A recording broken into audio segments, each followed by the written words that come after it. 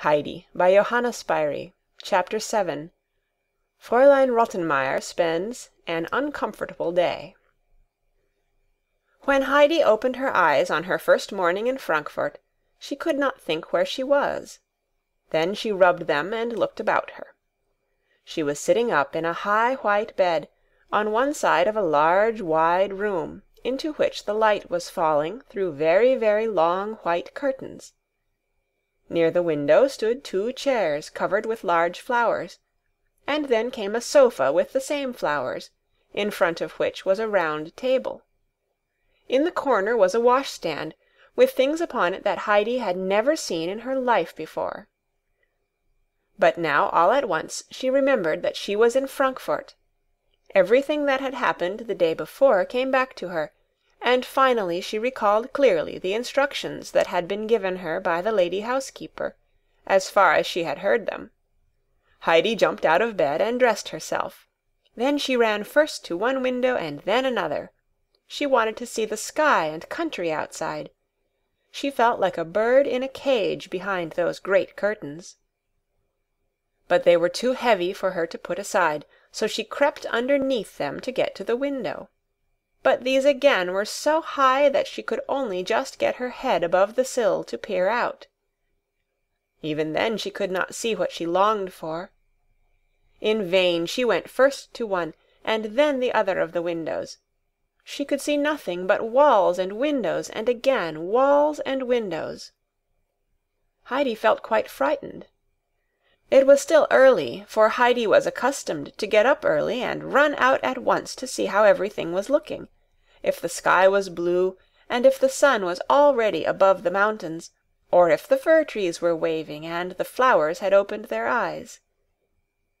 As a bird, when it first finds itself in its bright new cage, darts hither and thither, trying the bars in turn to see if it cannot get through them and fly again into the open, so Heidi continued to run backwards and forwards, trying to open first one and then the other of the windows, for she felt she could not bear to see nothing but walls and windows, and somewhere outside there must be the green grass, and the last unmelted snows on the mountain slopes, which Heidi so longed to see. But the windows remained immovable, try what Heidi would to open them, even endeavoring to push her little fingers under them to lift them up. But it was all no use. When after a while Heidi saw that her efforts were fruitless, she gave up trying, and began to think whether she would not go out and round the house till she came to the grass. But then she remembered that the night before she had only seen stones in front of the house.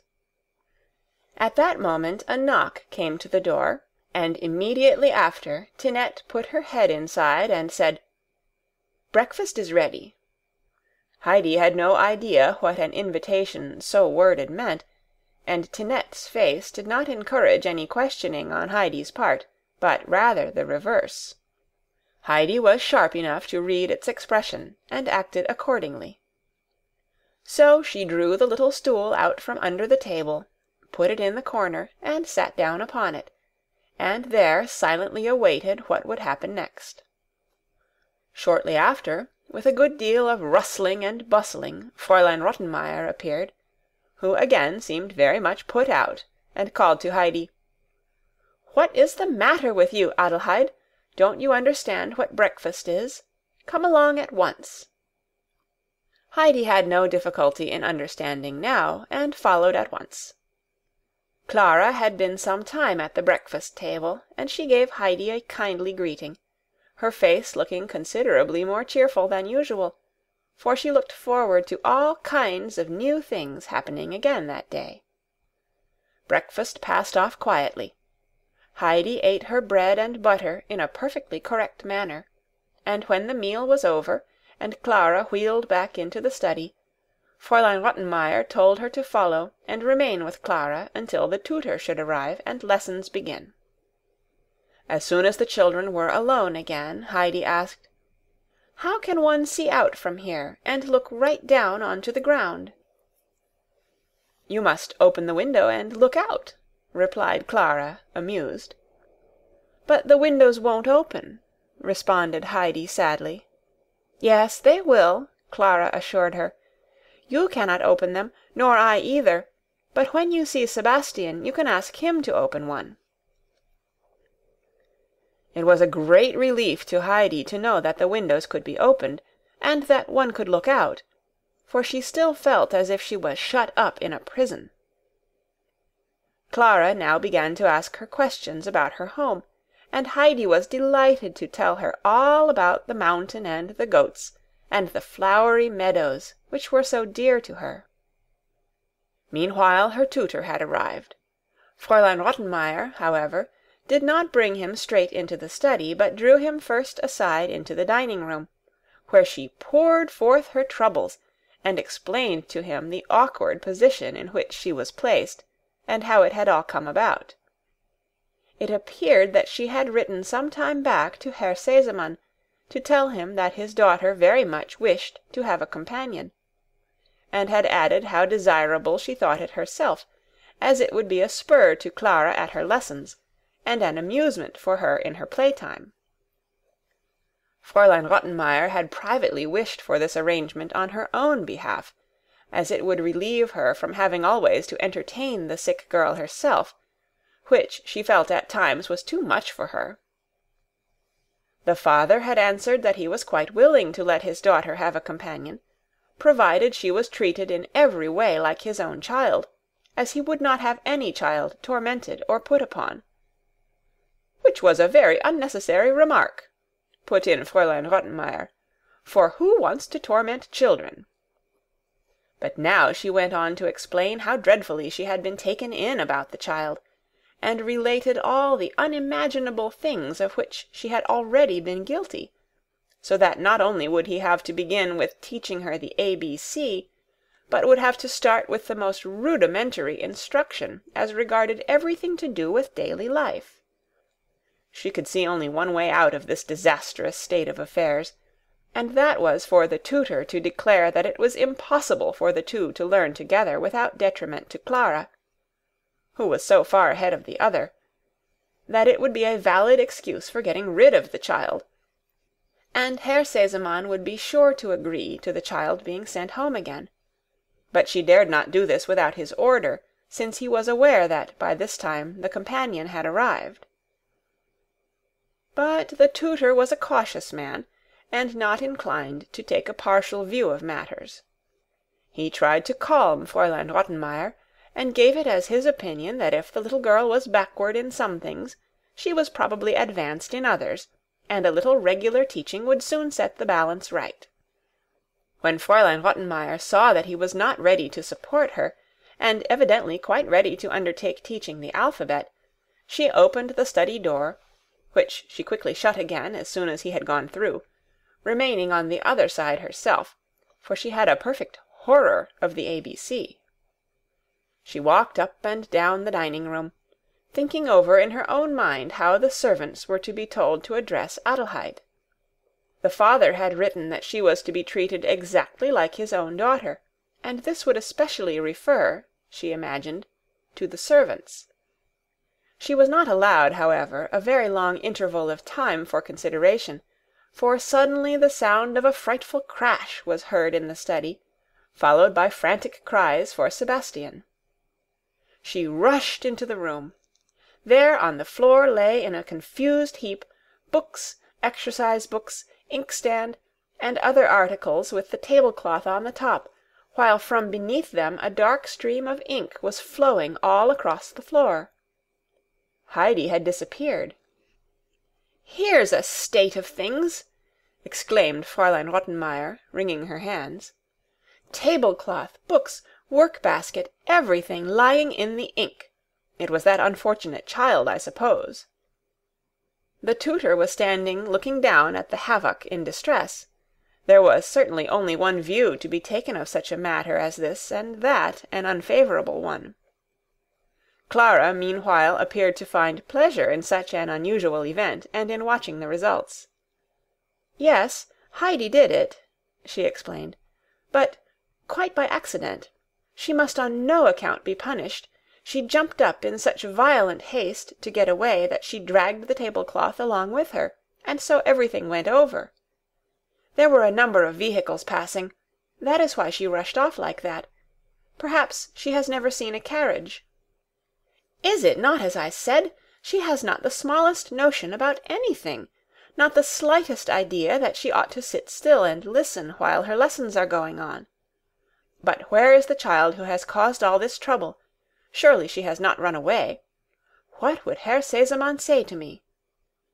She ran out of the room and down the stairs.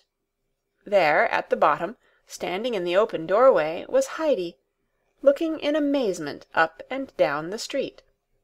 "What are you doing? What are you thinking of, to run away like that?" called Fräulein Rottenmeier. "I heard the sound of the fir trees, but I cannot see where they are, and now I cannot hear them any more," answered Heidi, looking disappointedly in the direction whence the noise of the passing carriages had reached her, and which to Heidi had seemed like the blowing of the south wind in the trees, so that in great joy of heart she had rushed out to look at them. "Fir trees! Do you suppose we are in a wood? What ridiculous ideas are these? Come upstairs and see the mischief you have done." Heidi turned and followed Fräulein Rottenmeier upstairs. She was quite astonished to see the disaster she had caused, for in her joy and haste to get to the fir trees she had been unaware of having dragged everything after her. "I excuse you for doing this as it is the first time, but do not let me know you are doing it a second time," said Fräulein Rottenmeier, pointing to the floor. "During your lesson time you are to sit still and attend. If you cannot do this, I shall have to tie you to your chair. Do you understand?" "Yes," replied Heidi, "but I will certainly not move again." For now she understood that it was a rule to sit still while she was being taught. Sebastian and Tinette were now sent for to clear up the broken articles and put things in order again. The tutor said good morning and left, as it was impossible to do any more lessons that day. There had been certainly no time for yawning this morning. Clara had to rest for a certain time during the afternoon, and during this interval, as Fräulein Rottenmeier informed Heidi, the latter might amuse herself as she liked.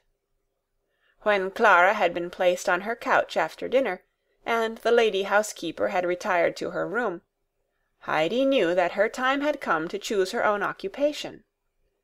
It was just what she was longing for, as there was something she had made up her mind to do, but she would require some help for its accomplishment, and in view of this she took her stand in the hall in front of the dining-room door, in order to intercept the person she wanted. In a few minutes up came Sebastian from the kitchen with a tray of silver tea-things, which he had to put away in the dining-room cupboard. As he reached the top stairs, Heidi went up to him and addressed him in the formal manner she had been ordered to use by Fräulein Rottenmeier. Sebastian looked surprised, and said somewhat curtly, "What is it you want, miss?" "I only wished to ask you something, but it is nothing bad like this morning," said Heidi, anxious to conciliate him, for she saw that Sebastian was rather in a cross temper, and quite thought that it was on account of the ink she had spilt on the floor. "Indeed, and why, I should first like to know. Do you address me like that?" replied Sebastian, evidently still put out. "Fräulein Rottenmeier told me always to speak to you like that," said Heidi. Then Sebastian laughed, which very much astonished Heidi, who had seen nothing amusing in the conversation, but Sebastian, now he understood that the child was only obeying orders, added in a friendly voice, "What is it then that Miss wants?" It was now Heidi's turn to be a little put out, and she said, "My name is not Miss, it is Heidi." "Quite so, but the same lady has ordered me to call you Miss," explained Sebastian. "Has she? Oh, then I must be called so," said Heidi submissively, for she had already noticed that whatever Fräulein Rottenmeier said was law. "Then I now have 3 names," she added with a sigh. "What was it little miss wished to ask?" said Sebastian, as he went on into the dining-room to put away his silver. "How can a window be opened?" "Why, like that," and Sebastian flung up one of the large windows. Heidi ran to it, but she was not tall enough to see out, for her head only reached the sill. "There, now Miss can look out and see what is going on below," said Sebastian, as he brought her a high wooden stool to stand on. Heidi climbed up, and at last, as she thought, was going to see what she had been longing for. But she drew back her head with a look of great disappointment on her face. "Why, there is nothing outside but the stony streets," she said mournfully. "But if I went right round to the other side of the house, what should I see there, Sebastian?" "Nothing but what you see here," he told her. "Then where can I go to see right away over the whole valley?" "You would have to climb to the top of a high tower, a church tower, like that one over there with the gold ball above it. From there you can see right away ever so far." Heidi climbed down quickly from her stool, ran to the door, down the steps, and out into the street. Things were not, however, quite so easy as she thought. Looking from the window, the tower had appeared so close that she imagined she had only to run over the road to reach it. But now, although she ran along the whole length of the street, she still did not get any nearer to it, and indeed soon lost sight of it altogether. She turned down another street and went on, but still no tower. She passed a great many people, but they all seemed in such a hurry that Heidi thought they had not time to tell her which way to go. Then suddenly at one of the street corners she saw a boy standing, carrying a hand-organ on his back and a funny-looking animal on his arm. Heidi ran up to him and said, "Where is the tower with the gold ball on the top?" "I don't know," was the answer. "Who can I ask to show me?" she asked again. "I don't know." "Do you know any other church with a high tower?" "Yes, I know one." "Come then and show it me." "Show me first what you will give me for it," and the boy held out his hand as he spoke. Heidi searched about in her pockets, and presently drew out a card on which was painted a garland of beautiful red roses. She looked at it first for a moment or two, for she felt rather sorry to part with it. Clara had only that morning made her a present of it, but then to look down into the valley and see all the lovely green slopes. "There," said Heidi, holding out the card. "Would you like to have that?" The boy drew back his hand and shook his head. "What would you like, then?"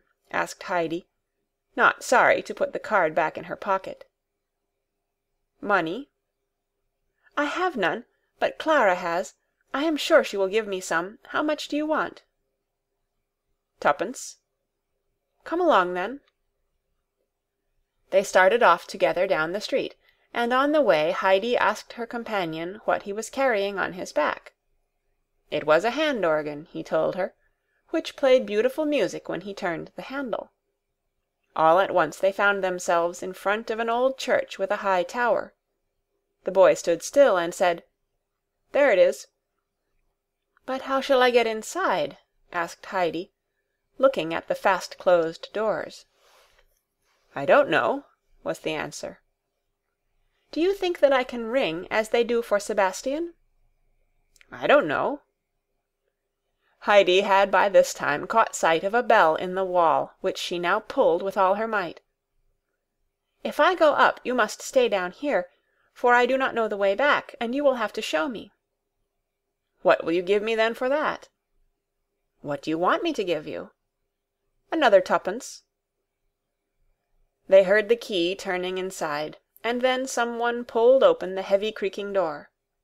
An old man came out, and at first looked with surprise and then in anger at the children, as he began scolding them. "What do you mean by ringing me down like this? Can't you read what is written over the bell?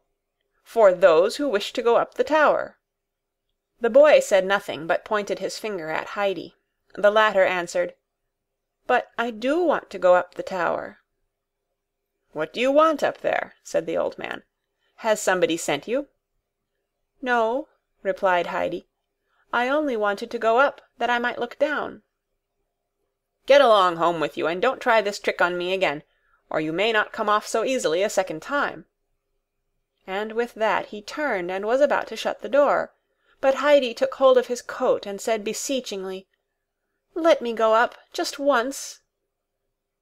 He looked around, and his mood changed as he saw her pleading eyes. He took hold of her hand and said kindly, "Well, if you really wish it so much, I will take you."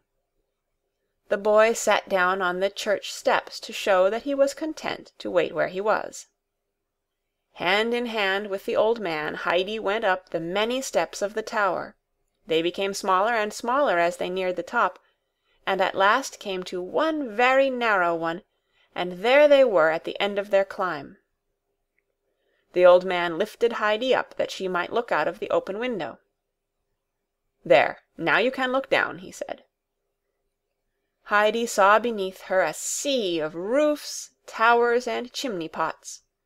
She quickly drew back her head and said in a sad, disappointed voice, "It is not at all what I thought." "You see now, a child like you does not understand anything about a view. Come along down, and don't go ringing at my bell again." He lifted her down, and went on before her down the narrow stairway. To the left of the turn, where it grew wider, stood the door of the tower-keeper's room, and the landing ran out beside it to the edge of the steep slanting roof. At the far end of this was a large basket, in front of which sat a big grey cat, that snarled as it saw them, for she wished to warn the passers-by that they were not to meddle with her family. Heidi stood still and looked at her in astonishment, for she had never seen such a monster cat before. There were whole armies of mice, however, in the old tower, so the cat had no difficulty in catching half a dozen for her dinner every day. The old man, seeing Heidi so struck with admiration, said, "She will not hurt you while I am near. Come, you can have a peep at the kittens." Heidi went up to the basket and broke out into expressions of delight. "Oh, the sweet little things, the darling kittens!" she kept on saying as she jumped from side to side of the basket, so as not to lose any of the droll gambols of the 7 or 8 little kittens that were scrambling and rolling and falling over one another. "Would you like to have one?" said the old man, who enjoyed watching the child's pleasure. "For myself to keep?" said Heidi excitedly, who could hardly believe such happiness was to be hers. "Yes, of course, more than one if you like. In short, you can take away the whole lot if you have room for them." For the old man was only too glad to think he could get rid of his kittens without more trouble. Heidi could hardly contain herself for joy. There would be plenty of room for them in the large house, and then how astonished and delighted Clara would be when she saw the sweet little kittens. "But how can I take them with me?" asked Heidi, and was going quickly to see how many she could carry away in her hands, when the old cat sprang at her so fiercely that she shrank back in fear. "I will take them for you if you will tell me where," said the old man, stroking the cat to quiet her, for she was an old friend of his that had lived with him in the tower for many years. "To Herr Seseman's, the big house where there is a gold dog's head on the door with a ring in its mouth," explained Heidi. Such full directions as these were not really needed by the old man, who had had charge of the tower for many a long year, and knew every house far and near, and moreover Sebastian was an acquaintance of his. "I know the house," he said, "but when shall I bring them, and whom shall I ask for? You are not one of the family, I am sure." "No, but Clara will be so delighted when I take her the kittens." The old man wished now to go downstairs, but Heidi did not know how to tear herself away from the amusing spectacle. "If I could just take 1 or 2 away with me, one for myself and one for Clara, may I?" "Well, wait a moment," said the man, and he drew the cat cautiously away into his room, and leaving her by a bowl of food, came out again and shut the door. "Now take 2 of them." Heidi's eyes shone with delight. She picked up a white kitten, and another striped white and yellow, and put one in the right and the other in the left pocket. Then she went downstairs. The boy was still sitting outside on the steps, and as the old man shut the door of the church behind them, she said, "Which is our way to Herr Seseman's house?" "I don't know," was the answer. Heidi began a description of the front door and the steps and the windows, but the boy only shook his head, and was not any the wiser. "Well, look here," continued Heidi. "From one window you can see a very, very large grey house, and the roof runs like this," and Heidi drew a zigzag line in the air with her finger. With this the boy jumped up. He was evidently in the habit of guiding himself by similar landmarks. He ran straight off with Heidi after him, and in a very short time they had reached the door with the large dog's head for the knocker. Heidi rang the bell. Sebastian opened it quickly, and when he saw it was Heidi, make haste," he cried in a hurried voice. Heidi sprang hastily in, and Sebastian shut the door after her, leaving the boy, whom he had not noticed, standing in wonder on the steps. "Make haste, little miss," said Sebastian again. "Go straight into the dining-room. They are already at table. Fräulein Rottenmeier looks like a loaded cannon. What could make the little miss run off like that?" Heidi walked into the room. The lady housekeeper did not look up. Clara did not speak. There was an uncomfortable silence. Sebastian pushed her chair up for her, and when she was seated, Fräulein Rottenmeier, with a severe countenance, sternly and solemnly addressed her. "I will speak with you afterwards, Adelheid.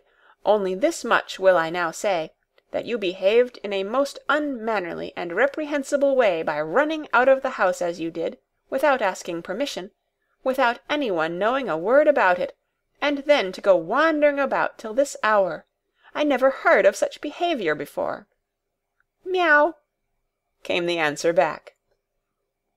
This was too much for the lady's temper. With raised voice she exclaimed, "You dare, Adelheid, after your bad behavior, to answer me as if it were a joke." "I did not," began Heidi. "Meow, meow." Sebastian almost dropped his dish and rushed out of the room. "That will do," Fräulein Rottenmeier tried to say, but her voice was almost stifled with anger. "Get up and leave the room." Heidi stood up frightened, and again made an attempt to explain. "I really did not—" "Meow, meow, meow." "But Heidi," now put in Clara, "when you see that it makes Fräulein Rottenmeier angry, why do you keep on saying meow?" "It isn't I, it's the kittens," Heidi was at last given time to say. "How? What? Kittens?" shrieked Fräulein Rottenmeier. "Sebastian, Tinette, find the horrid little things. Take them away." And she rose and fled into the study and locked the door, so as to make sure that she was safe from the kittens, which to her were the most horrible things in creation.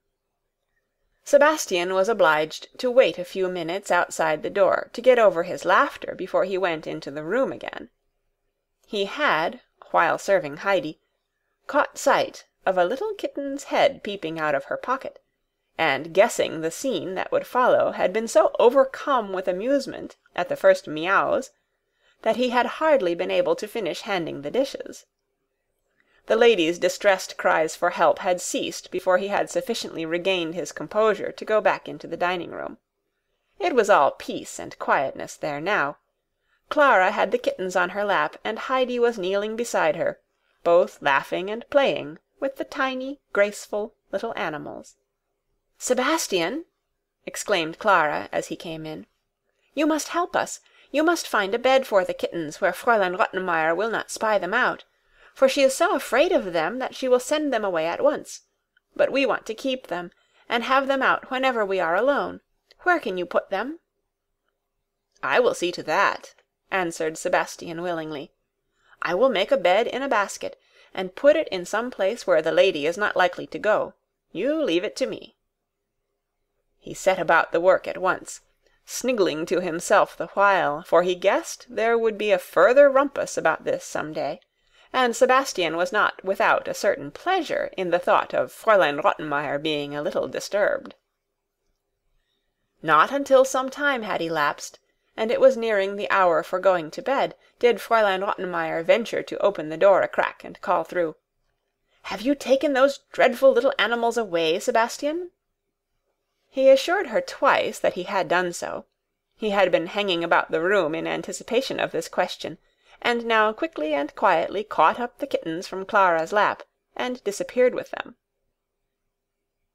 The castigatory sermon which Fräulein Rottenmeier had held in reserve for Heidi was put off till the following day, as she felt too exhausted now after all the emotions she had gone through of irritation, anger, and fright, of which Heidi had unconsciously been the cause. She retired without speaking, Clara and Heidi following, happy in their minds at knowing that the kittens were lying in a comfortable bed. End of Chapter 7. Read by Kara Shallenberg on March 17th, 2006, in Oceanside, California. Heidi by Johanna Spyri, Chapter 8. There is great commotion in the large house. Sebastian had just shown the tutor into the study on the following morning, when there came another and very loud ring at the bell, which Sebastian quickly ran to answer. "Only Herr Sesemann rings like that," he said to himself. "He must have returned home unexpectedly." He pulled open the door, and there in front of him he saw a ragged little boy carrying a hand-organ on his back. "What's the meaning of this?" said Sebastian angrily. "I'll teach you to ring bells like that. What do you want here?" "I want to see Clara," the boy answered. "You dirty, good-for-nothing little rascal! Can't you be polite enough to say Miss Clara? What do you want with her?" continued Sebastian roughly. "She owes me 4d," explained the boy. "You must be out of your mind. And how do you know that any young lady of that name lives here?" "She owes me 2d for showing her the way there, and 2d for showing her the way back." "See what a pack of lies you are telling. The young lady never goes out, cannot even walk. Be off, and get back to where you came from, before I have to help you along." But the boy was not to be frightened away. He remained standing, and said in a determined voice, "But I saw her in the street, and can describe her to you. She has short, curly black hair, and black eyes, and wears a brown dress, and does not talk quite like we do." "Oh-ho!" thought Sebastian, laughing to himself. "The little miss has evidently been up to more mischief." Then, drawing the boy inside, he said aloud, "I understand now. Come with me and wait outside the door till I tell you to go in. Be sure you begin playing your organ the instant you get inside the room. The lady is very fond of music." Sebastian knocked at the study door, and a voice said, "Come in." "There is a boy outside who says he must speak to Miss Clara herself," Sebastian announced. Clara was delighted at such an extraordinary and unexpected message. "Let him come in at once," replied Clara. "He must come in, must he not?" she added, turning to her tutor, "if he wishes so particularly to see me." The boy was already inside the room, and according to Sebastian's directions, immediately began to play his organ. Fräulein Rottenmeier, wishing to escape the ABC, had retired with her work to the dining-room. All at once she stopped and listened. Did those sounds come up from the street? And yet they seemed so near. But how could there be an organ playing in the study? And yet it surely was so. She rushed to the other end of the long dining-room and tore open the door. She could hardly believe her eyes. There, in the middle of the study, stood a ragged boy turning away at his organ in the most energetic manner. The tutor appeared to be making efforts to speak, but his voice could not be heard. Both children were listening delightedly to the music. "Leave off! Leave off at once!" screamed Fräulein Rottenmeier, but her voice was drowned by the music. She was making a dash for the boy, when she saw something on the ground crawling towards her feet, a dreadful dark object, a tortoise. At this sight she jumped higher than she had for many long years before, shrieking with all her might, "Sebastian! Sebastian!" The organ-player suddenly stopped, for this time her voice had risen louder than the music. Sebastian was standing outside, bent double with laughter, for he had been peeping to see what was going on. By the time he entered the room, Fräulein Rottenmeier had sunk into a chair. "Take them all out, boy and animal! Get them away at once!" she commanded him. Sebastian pulled the boy away, the latter having quickly caught up the tortoise, and when he had got him outside he put something into his hand. "There is the fourpence from Miss Clara, and another fourpence for the music. You did it all quite right." And with that he shut the front door upon him. Quietness reigned again in the study, and lessons began once more. Fräulein Rottenmeier now took up her station in the study, in order by her presence to prevent any further dreadful goings-on. But soon another knock came to the door, and Sebastian again stepped in, this time to say that some one had brought a large basket, with orders that it was to be given at once to Miss Clara. "For me?" said Clara in astonishment, her curiosity very much excited. "Bring it in at once, that I may see what it is like." Sebastian carried in a large covered basket, and retired. "I think the lessons had better be finished first, before the basket is unpacked," said Fräulein Rottenmeier. Clara could not conceive what was in it, and cast longing glances towards it. In the middle of one of her declensions she suddenly broke off and said to the tutor, "Mayn't I just give one peep inside to see what is in it before I go on?" "On some considerations I am for it, on others against it," he began in answer. "For it, on the ground that if your whole attention is directed to the basket—" But the speech remained unfinished. The cover of the basket was loose, and at this moment 1, 2, 3, and then 2 more, and again more kittens came suddenly tumbling on to the floor, and racing about the room in every direction, and with such indescribable rapidity that it seemed as if the whole room was full of them. They jumped over the tutor's boots, bit at his trousers, climbed up Fräulein Rottenmeier's dress, rolled about her feet, sprang up onto Clara's couch, scratching, scrambling, and mewing. It was a sad scene of confusion. Clara, meanwhile, pleased with their gambols, kept on exclaiming, "Oh, the dear little things! How pretty they are! Look, Heidi, at this one! Look at that one over there!" And Heidi in her delight kept running after them, first into one corner and then into the other. The tutor stood up by the table, not knowing what to do, lifting first his right foot and then his left, to get it away from the scrambling, scratching kittens. Fräulein Rottenmeier was unable at first to speak at all, so overcome was she with horror, and she did not dare rise from her chair for fear that all the dreadful little animals should jump upon her at once.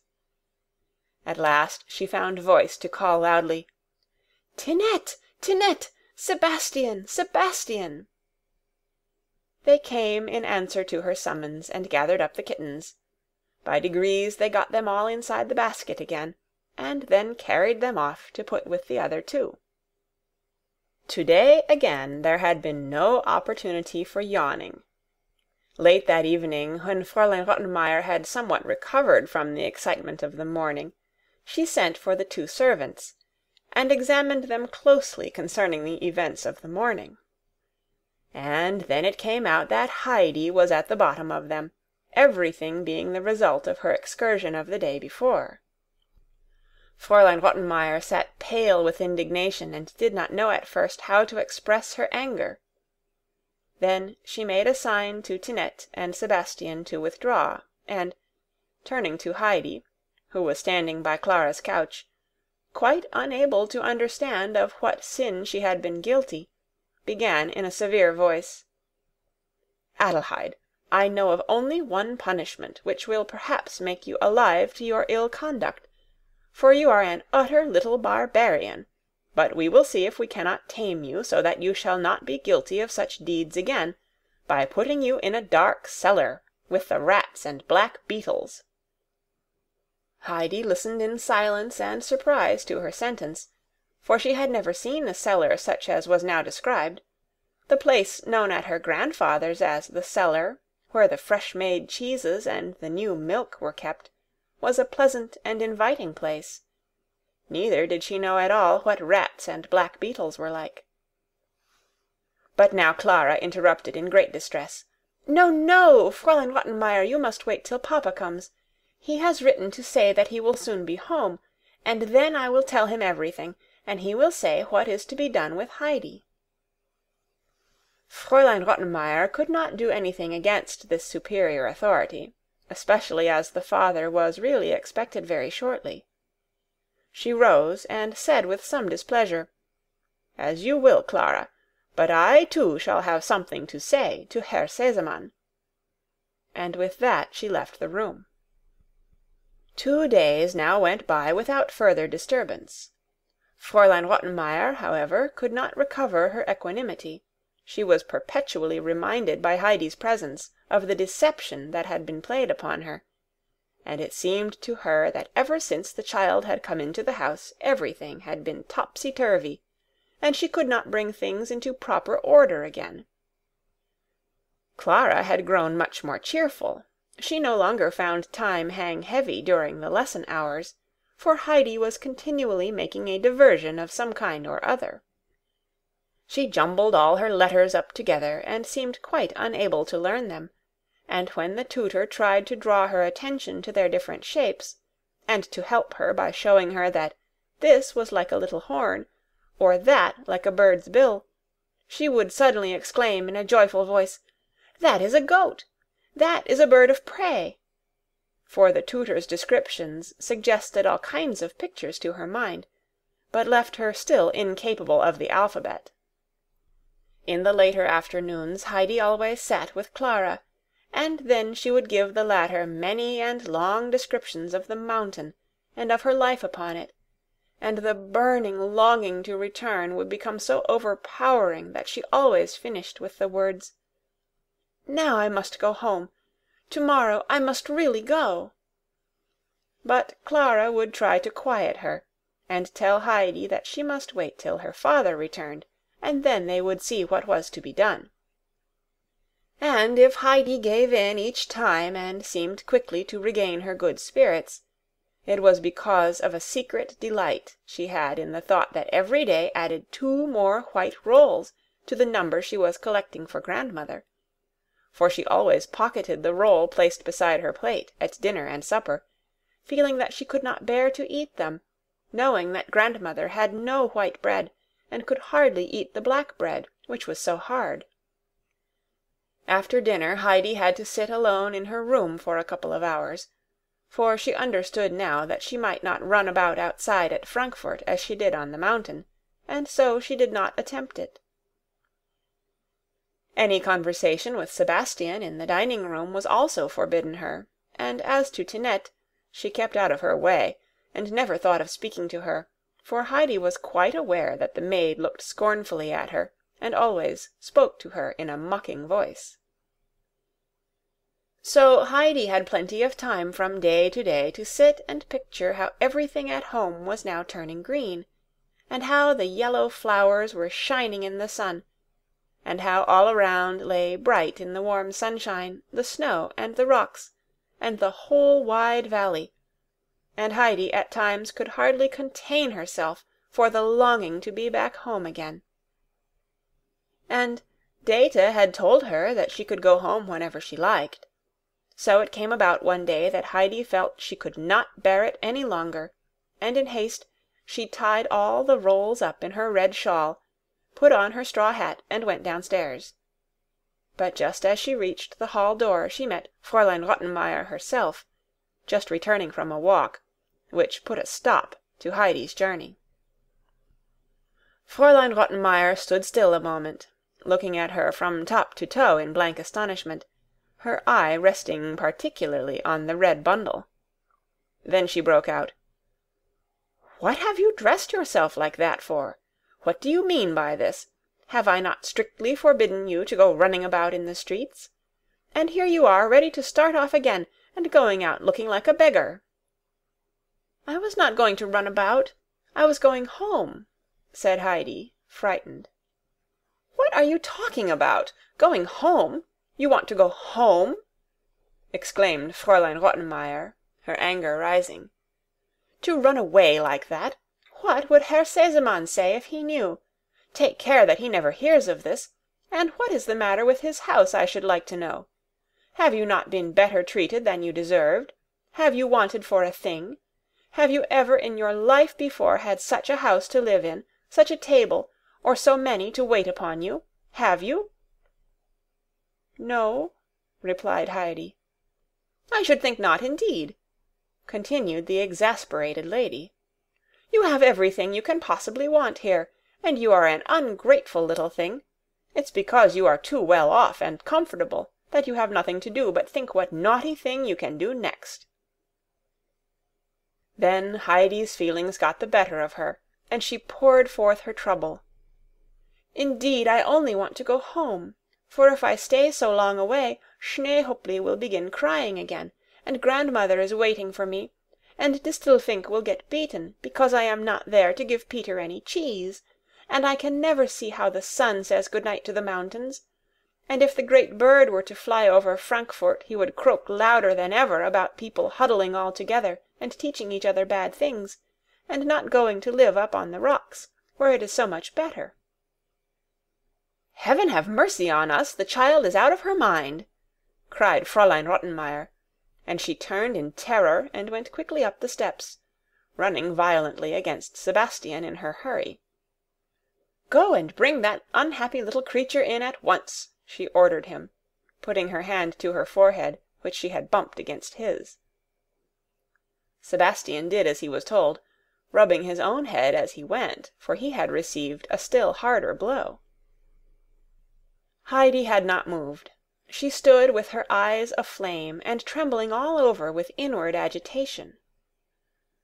"What, got into trouble again?" said Sebastian in a cheerful voice. But when he looked more closely at Heidi and saw that she did not move, he put his hand kindly on her shoulder and said, trying to comfort her, "There, there, don't take it to heart so much. Keep up your spirits, that is the great thing. She has nearly made a hole in my head, but don't let her bully you." Then, seeing that Heidi still did not stir, "We must go. She ordered me to take you in." Heidi now began mounting the stairs, but with a slow, crawling step, very unlike her usual manner. Sebastian felt quite sad as he watched her, and as he followed her up he kept trying to encourage her. "Don't you give in. Don't let her make you unhappy. You keep up your courage. Why, we've got such a sensible little miss that she has never cried once since she was here. Many at that age cry a good dozen times a day. The kittens are enjoying themselves very much up in their home. They jump about all over the place, and behave as if they were little mad things. Shall we go up and see them, when Fräulein is out of the way, shall we?" Heidi gave a little nod of assent, but in such a joyless manner that it went to Sebastian's heart, and he followed her with sympathetic eyes as she crept away to her room. At supper that evening Fräulein Rottenmeier did not speak, but she cast watchful looks towards Heidi, as if expecting her at any minute to break out in some extraordinary way. But Heidi sat without moving or eating. All that she did was to hastily hide her roll in her pocket. When the tutor arrived next morning, Fräulein Rottenmeier drew him privately aside, and confided her fear to him that the change of air and the new mode of life and unaccustomed surroundings had turned Heidi's head. Then she told him of the incident of the day before, and of Heidi's strange speech. but the tutor assured her she need not be in alarm.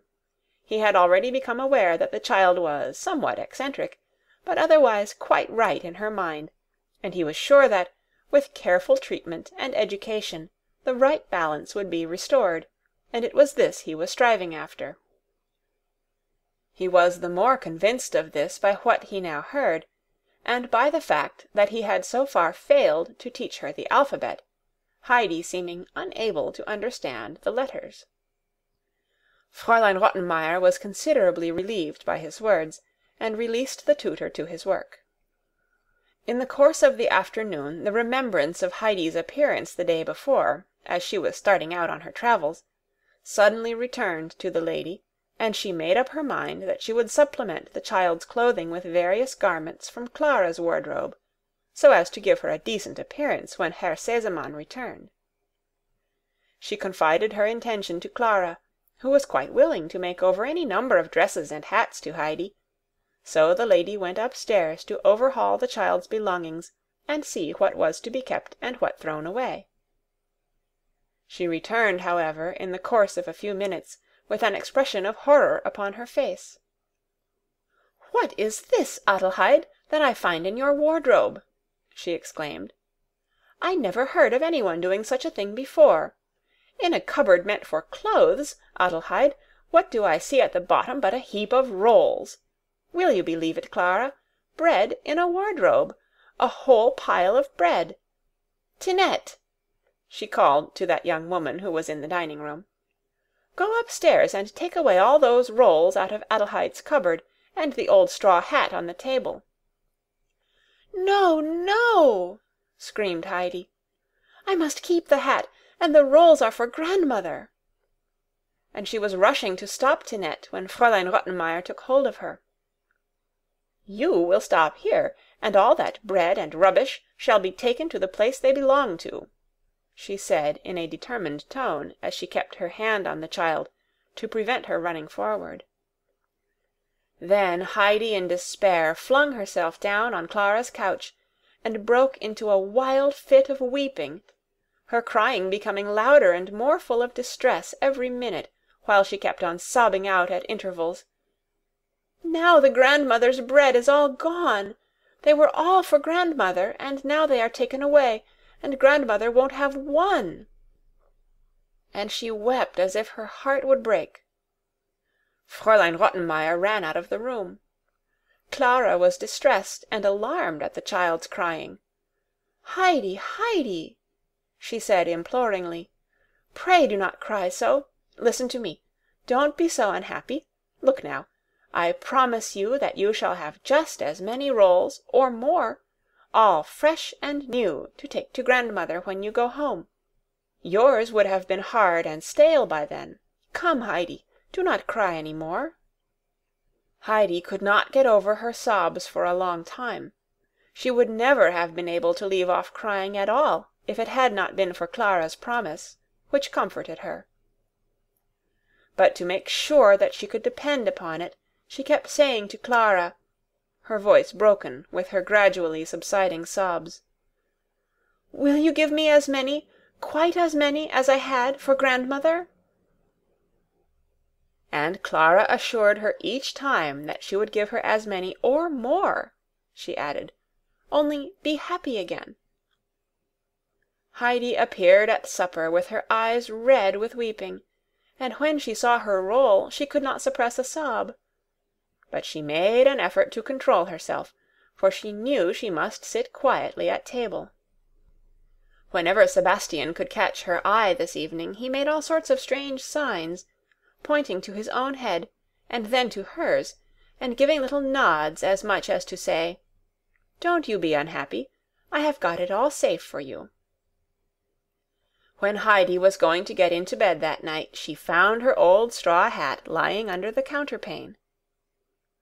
She snatched it up with delight, made it more out of shape still in her joy, and then, after wrapping a handkerchief round it, she stuck it in a corner of the cupboard as far back as she could. It was Sebastian who had hidden it there for her. He had been in the dining-room when Tinette was called, and had heard all that went on with the child and the latter's loud weeping. So he followed Tinette, and when she came out of Heidi's room carrying the rolls and the hat, he caught up the hat and said, "I will see to this old thing." He was genuinely glad to have been able to save it for Heidi, and that was the meaning of his encouraging signs to her at supper. End of chapter 8. Read by Kara Shallenberg on March 17th, 2006, in Oceanside, California.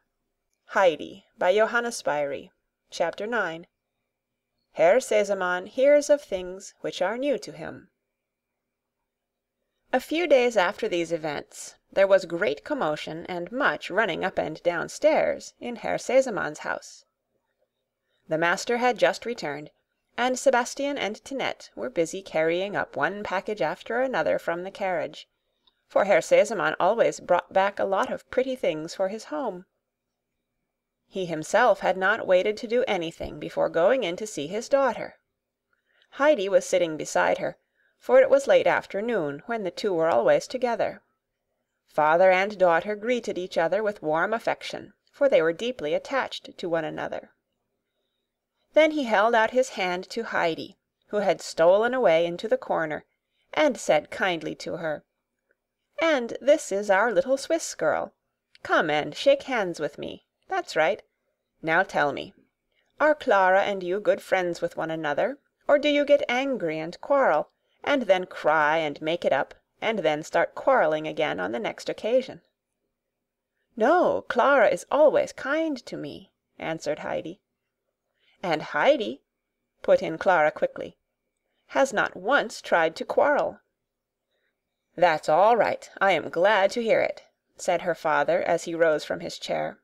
"But you must excuse me, Clara, for I want my dinner. I have had nothing to eat all day. Afterwards I will show you all the things I have brought home with me." He found Fräulein Rottenmeier in the dining-room superintending the preparation for his meal, and when he had taken his place she sat down opposite to him, looking the very embodiment of bad news, so that he turned to her and said, "What am I to expect, Fräulein Rottenmeier? You greet me with an expression of countenance that quite frightens me. What is the matter? Clara seems cheerful enough." "Herr Sesemann," began the lady in a solemn voice, "it is a matter which concerns Clara. We have been frightfully imposed upon." "Indeed? In what way?" asked Herr Sesemann, as he went on calmly drinking his wine. "We had decided, as you remember, to get a companion for Clara, and as I knew how anxious you were to have only those who were well behaved and nicely brought up about her, I thought I would look for a little Swiss girl, as I hoped to find such a one as I have often read about, who, born as it were of the mountain air, lives and moves without touching the earth." "Still, I think even a Swiss child would have to touch the earth if she wanted to go anywhere," remarked Herr Sesemann. "Otherwise they would have been given wings instead of feet." "Ah, Herr Sesemann, you know what I mean," continued Fräulein Rottenmeier. "I mean one so at home among the living creatures of the high, pure mountain regions, that she would be like some idealistic being from another world among us. And what could Clara do with such an idealistic being as you describe, Fräulein Rottenmeier?" "I am not joking, Herr Sesemann. The matter is a more serious one than you think. I have been shockingly, disgracefully imposed upon." "But how? What is there shocking and disgraceful? I see nothing shocking in the child," remarked Herr Sesemann quietly. "If you only knew of one thing she has done, if you only knew of the kind of people and animals she has brought into the house during your absence. The tutor can tell you more about that." "Animals? What am I to understand by animals, Fräulein Rottenmeier?" "It is past understanding. The whole behavior of the child would be past understanding, if it were not that at times she is evidently not in her right mind." Herr Sesemann had attached very little importance to what was told him up till now. But not in her right mind. That was more serious, and might be prejudicial to his own child. Herr Sesemann looked very narrowly at the lady opposite, to assure himself that the mental aberration was not on her side. At that moment the door opened, and the tutor was announced. "Ah, here is some one," exclaimed Herr Sesemann, "who will help to clear up matters for me. Take a seat," he continued, as he held out his hand to the tutor. "You will drink a cup of coffee with me? No ceremony, I pray. And now tell me, what is the matter with this child that has come to be a companion to my daughter? What is this strange thing I hear about her bringing animals into the house? And is she in her right senses?" The tutor felt he must begin with expressing his pleasure at Herr Sesemann's return, and with explaining that he had come in on purpose to give him welcome. But Herr Sesemann begged him to explain without delay the meaning of all he had heard about Heidi. The tutor started in his usual style. "If I must give my opinion about this little girl, I should like first to state that, if on one side there is a lack of development which has been caused by the more or less careless way in which she has been brought up, or rather by the neglect of her education, when young, and by the solitary life she has led on the mountain, which is not wholly to be condemned, on the contrary, such a life has undoubtedly some advantages in it, if not allowed to overstep a certain limit of time—" "My good friend," interrupted Herr Sesemann, "you are giving yourself more trouble than you need. I only want to know if the child has caused you alarm by any animals she has brought into the house, and what your opinion is altogether as to her being a fit companion or not for my daughter." "I should not like in any way to prejudice you against her," began the tutor once more. "For if on the one hand there is a certain inexperience of the ways of society, owing to the uncivilized life she led up to the time of her removal to Frankfort, on the other hand, she is endowed with certain good qualities, and, taken on the whole— Excuse me, my dear sir, do not disturb yourself, but I think my daughter will be wanting me." And with that, Herr Sesemann quickly left the room and took care not to return.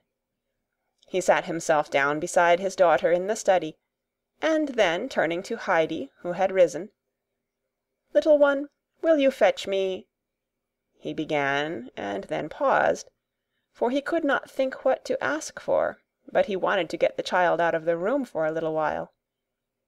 "Fetch me a glass of water." "Fresh water?" asked Heidi. "Yes, yes, as fresh as you can get it," he answered. Heidi disappeared on the spot. "And now, my dear little Clara," he said, drawing his chair nearer and laying her hand in his, "answer my questions clearly and intelligibly. What kind of animals has your little companion brought into the house, and why does Fräulein Rottenmeier think that she is not always in her right mind?" Clara had no difficulty in answering. The alarmed lady had spoken to her also about Heidi's wild manner of talking, but Clara had not been able to put a meaning to it. She told her father everything about the tortoise and the kittens, and explained to him what Heidi had said the day Fräulein Rottenmeier had been put in such a fright. Herr Sesemann laughed heartily at her recital. "So you do not want me to send the child home again?" he asked. "You are not tired of having her here?" "Oh, no, no!" Clara exclaimed. "Please do not send her away. Time has passed much more quickly since Heidi was here, for something fresh happens every day, and it used to be so dull, and she has always so much to tell me." "That's all right, then, and here comes your little friend. Have you brought me some nice fresh water?" he asked, as Heidi handed him a glass. "Yes, fresh from the pump," answered Heidi. "You did not go yourself to the pump?" said Clara. "Yes, I did. It is quite fresh. I had to go a long way, for there were such a lot of people at the first pump. So I went further down the street, but there were just as many at the second pump, but I was able to get some water at the next one in the next street, and the gentleman with the white hair asked me to give his kind regards to Herr Sesemann. "You have had quite a successful expedition," said Herr Sesemann, laughing. "And who was the gentleman?" "He was passing, and when he saw me he stood still and said, 'As you have a glass, will you give me a drink? To whom are you taking the water?' And when I said, 'To Herr Sesemann,' he laughed very much, and then he gave me that message for you, and also said he hoped you would enjoy the water." "Oh, and who was it, I wonder, who sent me such good wishes? Tell me what he was like," said Herr Sesemann. "He was kind and laughed, and he had a thick gold chain and a gold thing hanging from it with a large red stone, and a horse's head at the top of his stick." "It's the doctor, my old friend the doctor!" exclaimed Clara and her father at the same moment. And Herr Sesemann smiled to himself at the thought of what his friend's opinion must have been of this new way of satisfying his thirst for water.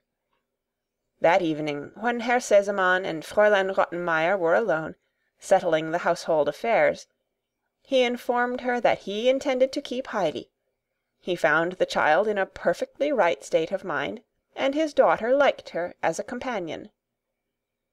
"I desire, therefore," he continued, laying stress upon his words, "that the child shall be in every way kindly treated, and that her peculiarities shall not be looked upon as crimes. If you find her too much for you alone, I can hold out a prospect of help, for I am shortly expecting my mother here on a long visit, and she, as you know, can get on with anybody, whatever they may be like." "Oh, yes, I know," replied Fräulein Rottenmeier, but there was no tone of relief in her voice as she thought of the coming help. Herr Sesemann was only home for a short time.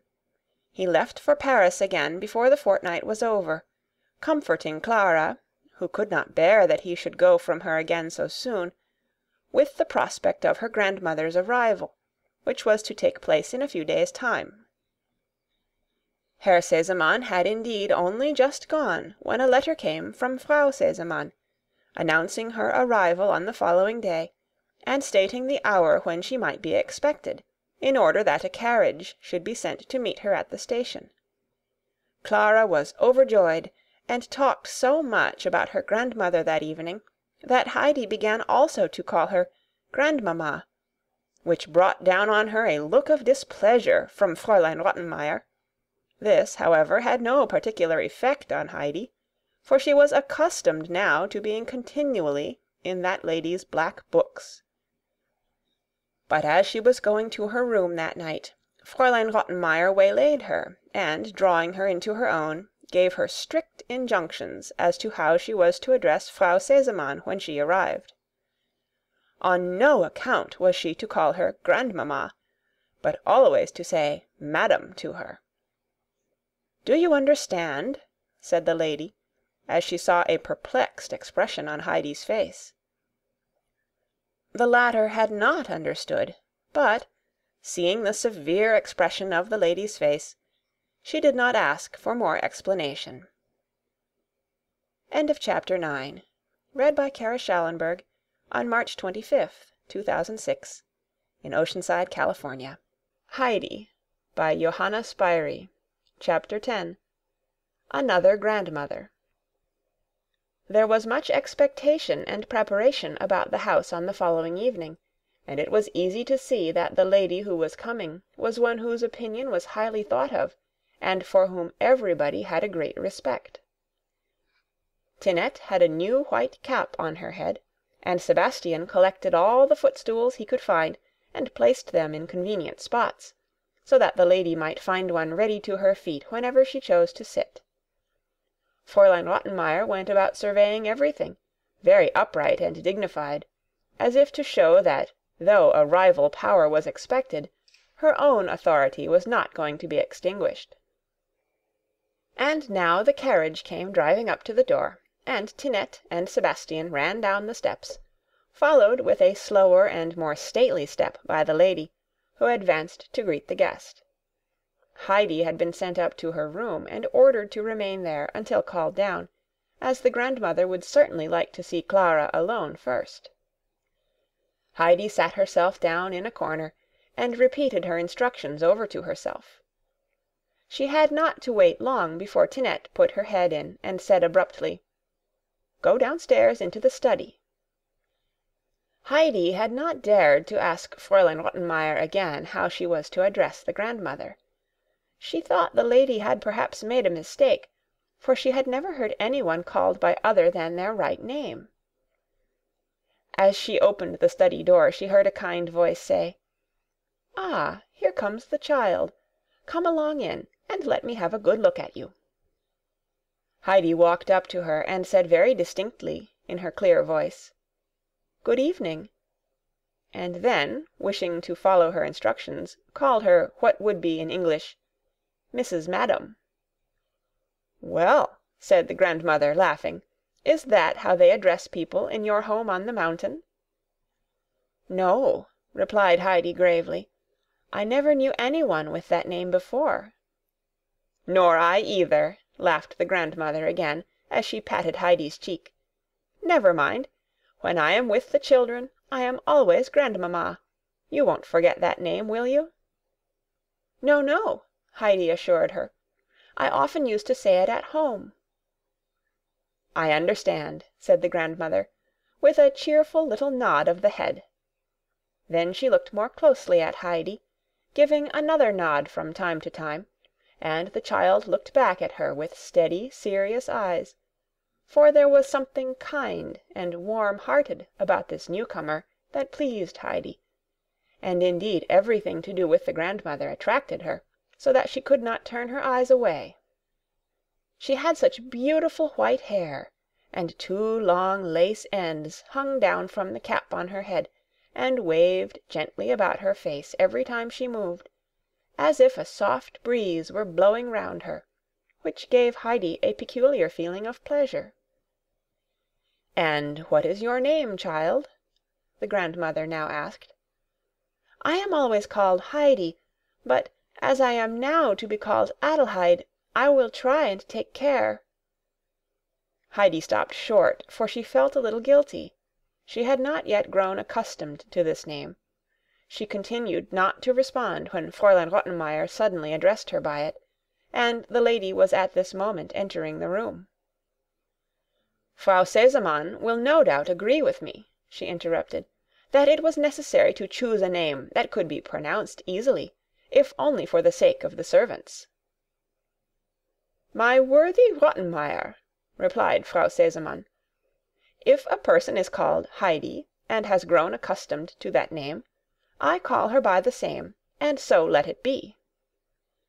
Fräulein Rottenmeier was always very much annoyed that the old lady continually addressed her by her surname only, but it was no use minding, for the grandmother always went her own way, and so there was no help for it. Moreover, the grandmother was a keen old lady, and had all her 5 wits about her, and she knew what was going on in the house as soon as she entered it. When on the following day Clara lay down as usual on her couch after dinner, the grandmother sat down beside her for a few minutes and closed her eyes. Then she got up again as lively as ever and trotted off into the dining-room. No one was there. "She is asleep, I suppose," she said to herself, and then going up to Fräulein Rottenmeier's room, she gave a loud knock at the door. She waited a few minutes, and then Fräulein Rottenmeier opened the door and drew back in surprise at this unexpected visit. "Where is the child, and what is she doing all this time? That is what I came to ask," said Frau Sesemann. "She is sitting in her room, where she could well employ herself if she had the least idea of making herself useful. But you have no idea, Frau Sesemann, of the out-of-the-way things this child imagines and does, things which I could hardly repeat in good society. I should do the same if I had to sit in there like that child, I can tell you. I doubt if you would then like to repeat what I did in good society. Go and fetch the child, and bring her to my room. I have some pretty books with me that I should like to give her." "That is just the misfortune," said Fräulein Rottenmeier, with a despairing gesture. "What use are books to her?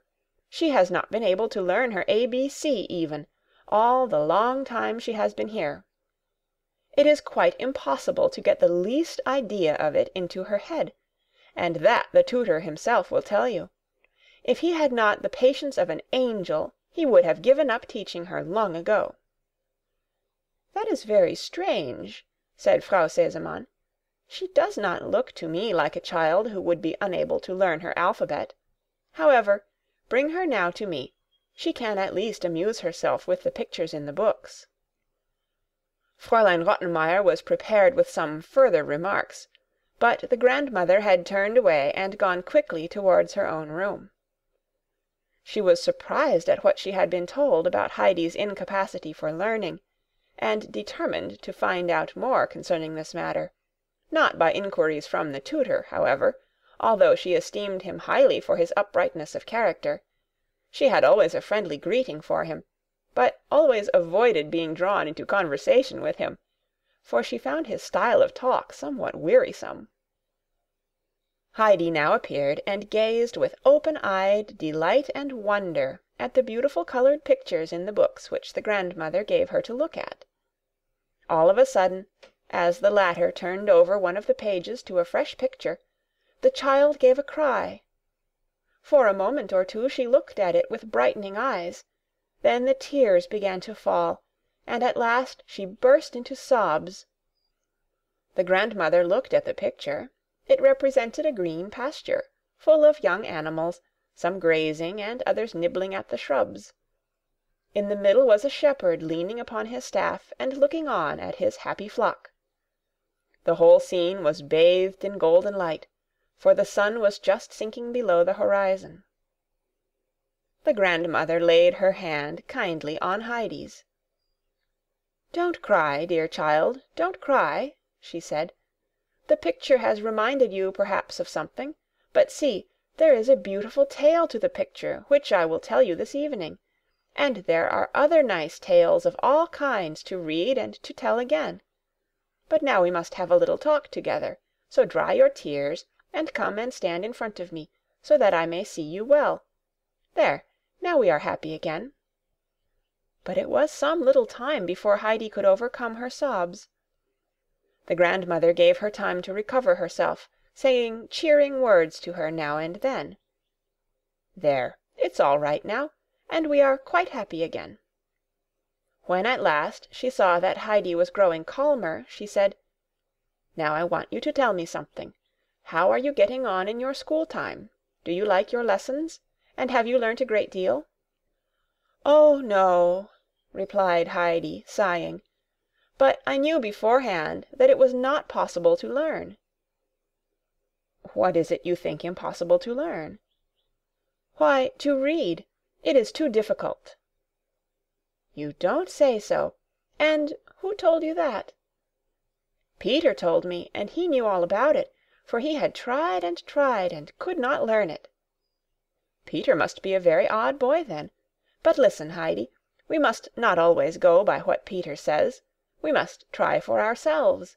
I am certain that you did not give all your attention to the tutor when he was trying to teach you your letters." "It's of no use," said Heidi in the tone of one who was ready to endure what could not be cured. "Listen to what I have to say," continued the grandmother.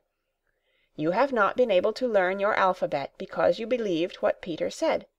But now you must believe what I tell you, and I tell you that you can learn to read in a very little while, as many other children do, who are made like you and not like Peter. And now hear what comes after. You see that picture with the shepherd and the animals? Well, as soon as you are able to read, you shall have that book for your own. And then you will know all about the sheep and the goats, and what the shepherd did, and the wonderful things that happened to him, just as if someone were telling you the whole tale. You will like to hear all about that, won't you?" Heidi had listened with eager attention to the grandmother's words, and now, with a sigh, exclaimed, "Oh, if only I could read now!" "It won't take you long now to learn, that I can see. and now we must go down to Clara. Bring the books with you." And, hand in hand, the two returned to the study. Since the day when Heidi had so longed to go home, and Fräulein Rottenmeier had met her and scolded her on the steps, and told her how wicked and ungrateful she was to try and run away, and what a good thing it was that Herr Sesemann knew nothing about it, a change had come over the child. She had at last understood that day that she could not go home when she wished, as Dete had told her, but that she would have to stay on in Frankfort for a long, long time, perhaps forever. She had also understood that Herr Sesemann would think it ungrateful of her if she wished to leave, and she believed that the grandmother and Clara would think the same. So there was nobody to whom she dared confide her longing to go home, for she would not for the world have given the grandmother, who was so kind to her, any reason for being as angry with her as Fräulein Rottenmeier had been. But the weight of trouble on the little heart grew heavier and heavier. She could no longer eat her food, and every day she grew a little paler. She lay awake for long hours at night, for as soon as she was alone and everything was still around her, the picture of the mountain with its sunshine and flowers rose vividly before her eyes. And when at last she fell asleep, it was to dream of the rocks and the snow-field turning crimson in the evening light, and waking in the morning she would think herself back at the hut, and prepare to run joyfully out into the sun, and then there was her large bed, and here she was in Frankfort, far, far away from home. And Heidi would often lay her face down on the pillow and weep long and quietly, so that no one might hear her. Heidi's unhappiness did not escape the grandmother's notice. She let some days go by to see if the child grew brighter and lost her downcast appearance.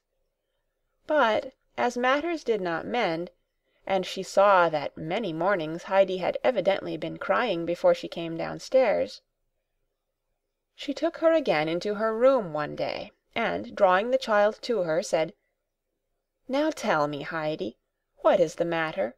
Are you in trouble?" But Heidi, afraid if she told the truth that the grandmother would think her ungrateful, and would then leave off being so kind to her, answered, "Can't tell you." "Well, could you tell Clara about it?" "Oh, no, I cannot tell anyone," said Heidi, in so positive a tone, and with a look of such trouble on her face, that the grandmother felt full of pity for the child. "Then, dear child, let me tell you what to do. You know that when we are in great trouble and cannot speak about it to anybody, we must turn to God and pray Him to help, for He can deliver us from every care that oppresses us. You understand that, do you not? You say your prayers every evening to the dear God in heaven, and thank Him for all He has done for you, and pray Him to keep you from all evil, do you not?" "No, I never say any prayers," answered Heidi. "Have you never been taught to pray, Heidi? Do you not know even what it means?" "I used to say prayers with the first grandmother, but that is a long time ago, and I have forgotten them." "That is the reason, Heidi, that you are so unhappy, because you know no one who can help you. Think what a comfort it is when the heart is heavy with grief, to be able at any moment to go and tell everything to God, and pray Him for the help that no one else can give us. And He can help us and give us everything that will make us happy again." A sudden gleam of joy came into Heidi's eyes. "May I tell Him everything, everything?" "Yes, everything, Heidi, everything." Heidi drew her hand away, which the grandmother was holding affectionately between her own, and said quickly, "May I go?"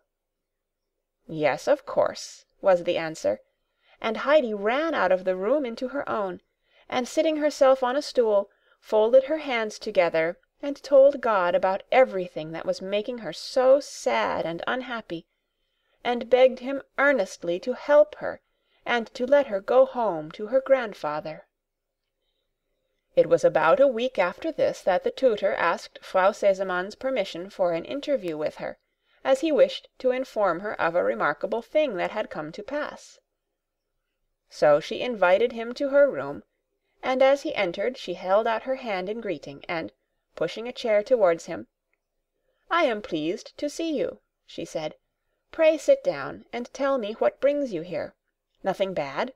No complaints, I hope?" "Quite the reverse," began the tutor. "Something has happened that I had given up hoping for, and which no one, knowing what has gone before, could have guessed, for, according to all expectations, that which has taken place could only be looked upon as a miracle, and yet it really has come to pass, and in the most extraordinary manner, quite contrary to all that one could anticipate." "Has the child Heidi really learnt to read at last?" put in Frau Sesemann. The tutor looked at the lady in speechless astonishment. At last he spoke again. "It is indeed truly marvellous, not only because she never seemed able to learn her ABC, even after all my full explanations, and after spending unusual pains upon her, but because now she has learnt it so rapidly, just after I had made up my mind to make no further attempts at the impossible, but to put the letters as they were before her without any dissertation on their origin and meaning, and now she has, as you might say, learnt her letters overnight, and started at once to read correctly, quite unlike most beginners. And it is almost as astonishing to me that you should have guessed such an unlikely thing." "Many unlikely things happen in life," said Frau Sesemann with a pleased smile. "Two things coming together may produce a happy result, as, for instance, a fresh zeal for learning and a new method of teaching, and neither does any harm. We can but rejoice that the child has made such a good start, and hope for her future progress." After parting with the tutor, she went down to the study to make sure of the good news. There, sure enough, was Heidi, sitting beside Clara and reading aloud to her, evidently herself very much surprised, and growing more and more delighted with the new world that was now open to her, as the black letters grew alive and turned into men and things and exciting stories. That same evening Heidi found the large book with the beautiful pictures lying on her plate when she took her place at table, and when she looked questioningly at the grandmother, the latter nodded kindly to her and said, "Yes, it's yours now." "Mine to keep always, even when I go home?" said Heidi, blushing with pleasure. "Yes, of course, yours for ever," the grandmother assured her. "Tomorrow we will begin to read it." "But you are not going home yet, Heidi, not for years," put in Clara. "When grandmother goes away, I shall want you to stay on with me." When Heidi went to her room that night, she had another look at her book before going to bed, and from that day forth her chief pleasure was to read the tales which belonged to the beautiful pictures over and over again. If the grandmother said, as they were sitting together in the evening, "Now Heidi will read aloud to us," Heidi was delighted, for reading was no trouble to her now, and when she read the tales aloud, the scenes seemed to grow more beautiful and distinct, and then grandmother would explain and tell her more about them still. Still, the picture she liked best was the one of the shepherd leaning on his staff with his flock around him in the midst of the green pasture, for he was now at home and happy, following his father's sheep and goats.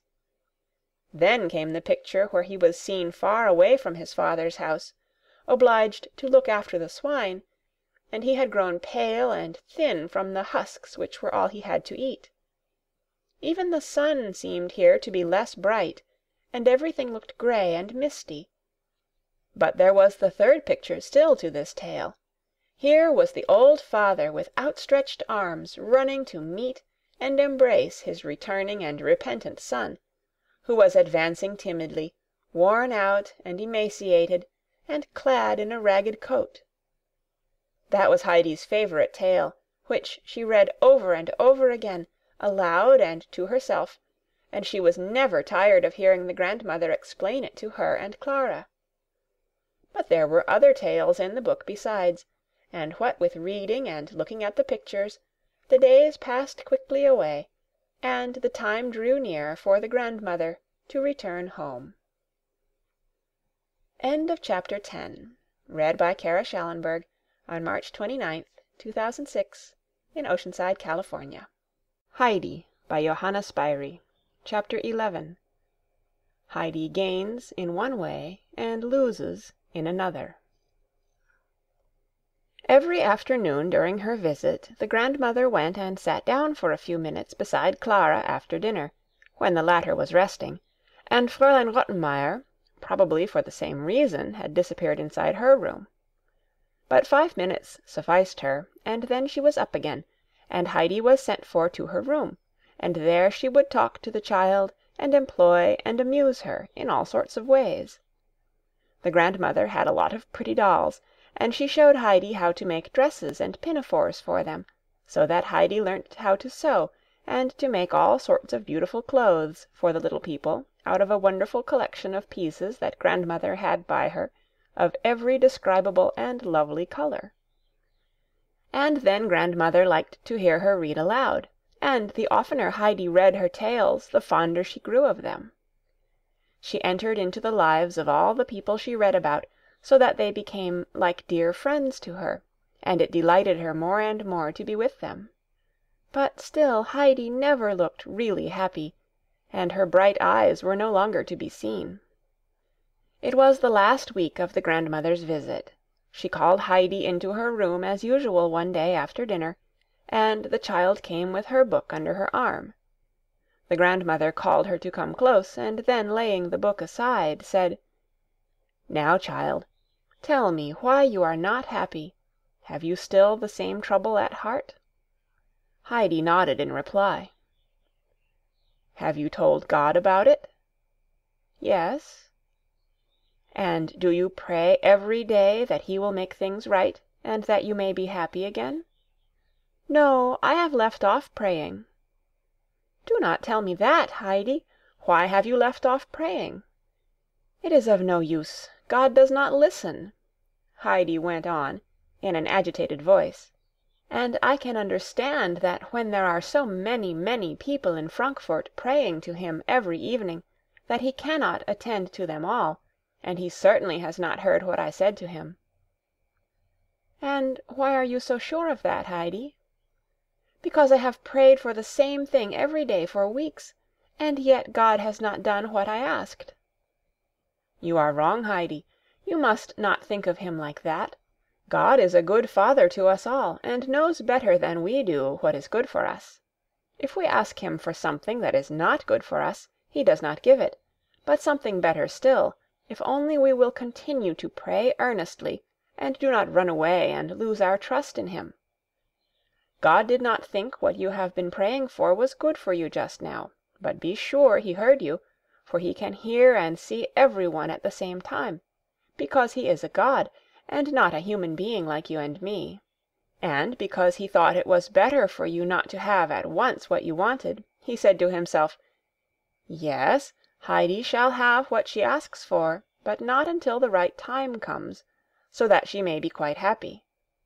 If I do what she wants now, and then one day she sees that it would have been better for her not to have had her own way, she will cry and say, "If only God had not given me what I asked for! It is not so good as I expected." And while God is watching over you, and looking to see if you will trust him and go on praying to him every day, and turn to him for everything you want, you run away and leave off saying your prayers, and forget all about him. And when God no longer hears the voice of one he knew among those who pray to him, he lets that person go his own way, that he may learn how foolish he is. And then this one gets into trouble and cries, "Save me, God, for there is none other to help me." And God says, "Why did you go from me? I could not help you when you ran away." And you would not like to grieve God, would you, Heidi, when he only wants to be kind to you? So will you not go and ask him to forgive you, and continue to pray and to trust him, for you may be sure that he will make everything right and happy for you, and then you will be glad and light-hearted again.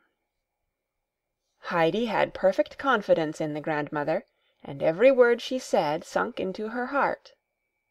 "I will go at once and ask God to forgive me, and I will never forget him again," she replied repentantly. "That is right, dear child," and, anxious to cheer her, added, "Don't be unhappy, for he will do everything you wish in good time." And Heidi ran away, and prayed that she might always remember God, and that he would go on thinking about her. The day came for grandmother's departure, a sad one for Clara and Heidi.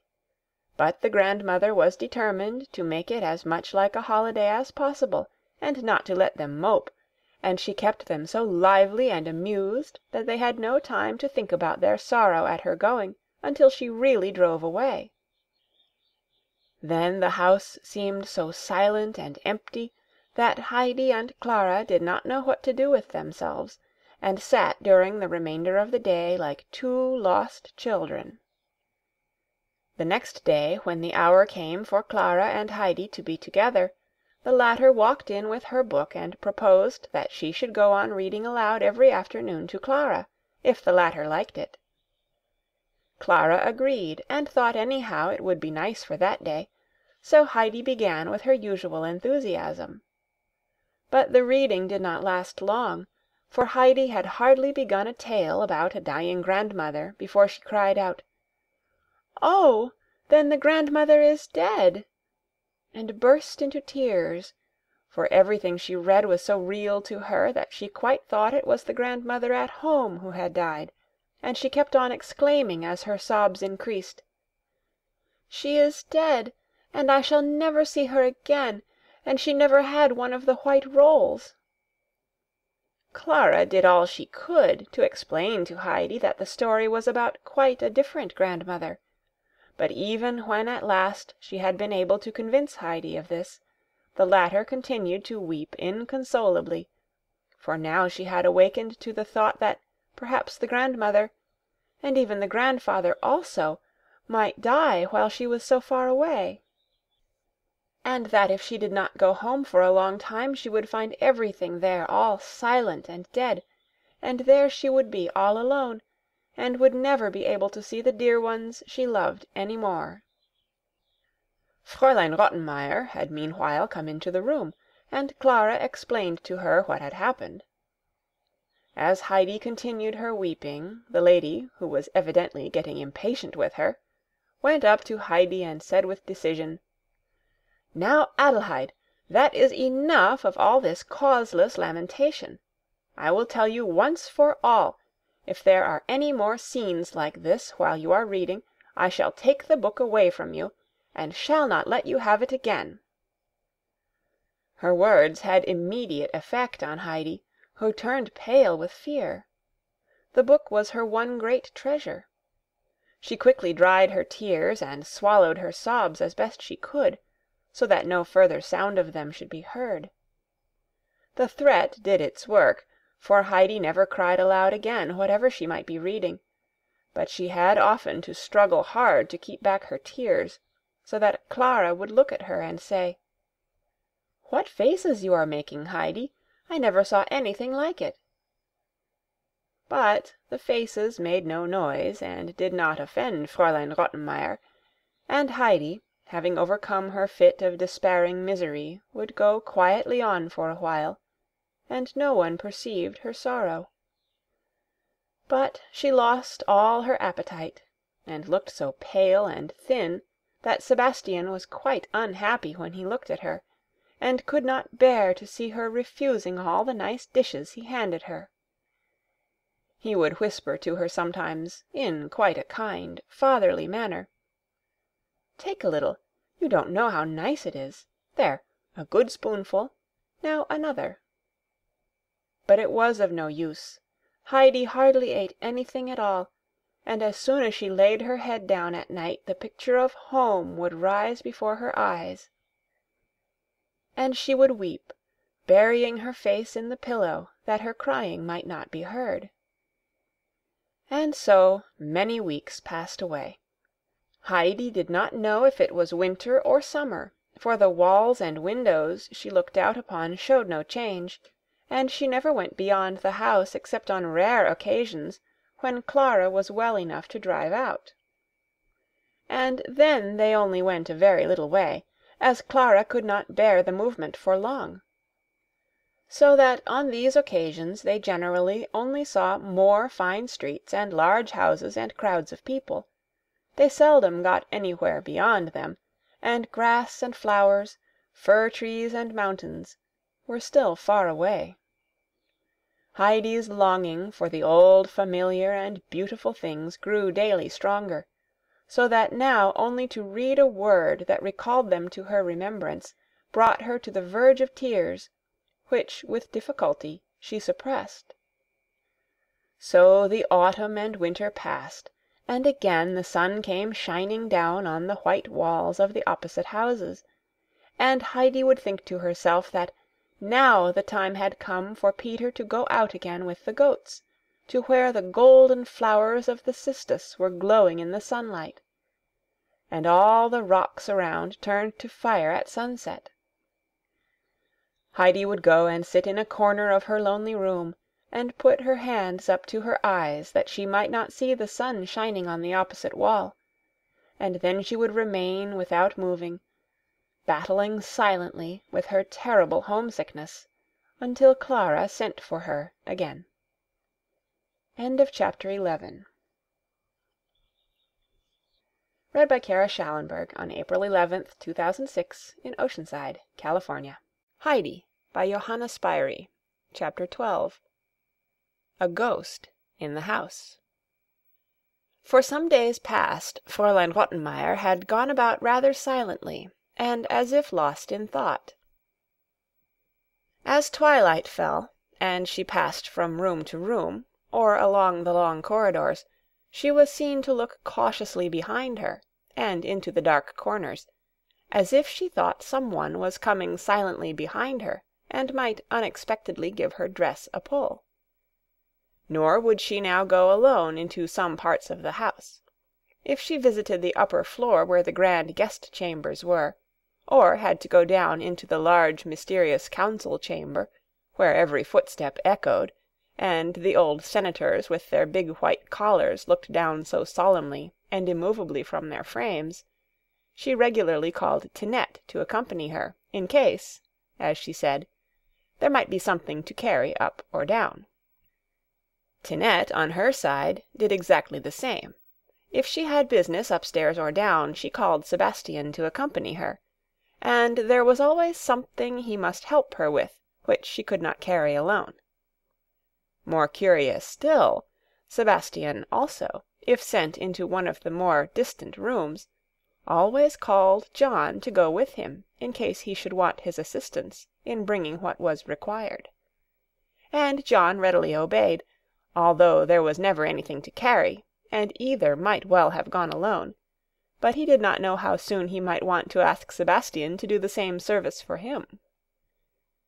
And while these things were going on upstairs, the cook, who had been in the house for years, would stand shaking her head over her pots and kettles, and sighing, "That ever I should live to know such a thing." For something very strange and mysterious was going on in Herr Sesamann's house. Every morning, when the servants went downstairs, they found the front door wide open, although nobody could be seen far or near to account for it. During the first few days that this happened, every room and corner was searched in great alarm, to see if anything had been stolen, for the general idea was that a thief had been hiding in the house, and had gone off in the night with the stolen goods. But not a thing in the house had been touched. Everything was safe in its place. The door was doubly locked at night, and for further security the wooden bar was fastened across it, but it was no good. Next morning the door again stood open. The servants in their fear and excitement got up extra early, but not so early but what the door had been opened before they got downstairs, although everything and everybody around were still wrapped in slumber, and the doors and windows of the adjoining houses all fast shut. At last, after a great deal of persuasion from Fräulein Rottenmeier, Sebastian and John plucked up courage and agreed to sit up one night in the room next to the large council-chamber, and to watch and see what would happen. Fräulein Rottenmeier looked up several weapons belonging to the master, and gave these and a bottle of spirits to Sebastian, so that their courage might not faint if it came to a fight. On the appointed night the two sat down and began at once to take some of the strengthening cordial, which at first made them very talkative and then very sleepy, so that they leant back in their seats and became silent.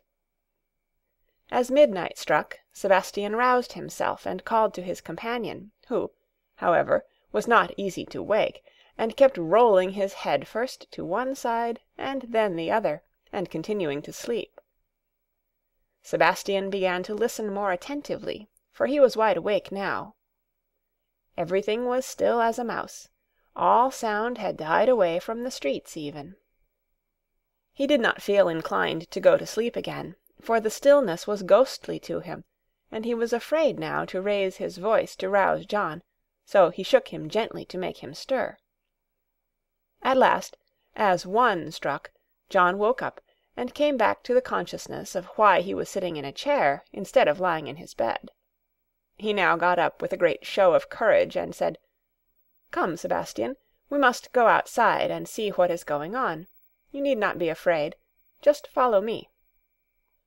Whereupon he opened the door wide and stepped into the hall. Just as he did so, a sudden gust of air blew through the open front door, and put out the light which John held in his hand. He started back, almost overturning Sebastian, whom he clutched and pulled back into the room, and then shutting the door quickly, he turned the key as far as he could make it go. Then he pulled out his matches and lighted his candle again. Sebastian, in the suddenness of the affair, did not know exactly what had happened, for he had not seen the open door or felt the breeze behind John's broad figure. But now, as he saw the latter in the light, he gave a cry of alarm, for John was trembling all over, and as white as a ghost. "What's the matter? What did you see outside?" asked Sebastian sympathetically. "The door partly open," gasped John, "and a white figure standing at the top of the steps. There it stood, and then all in a minute it disappeared." Sebastian felt his blood run cold.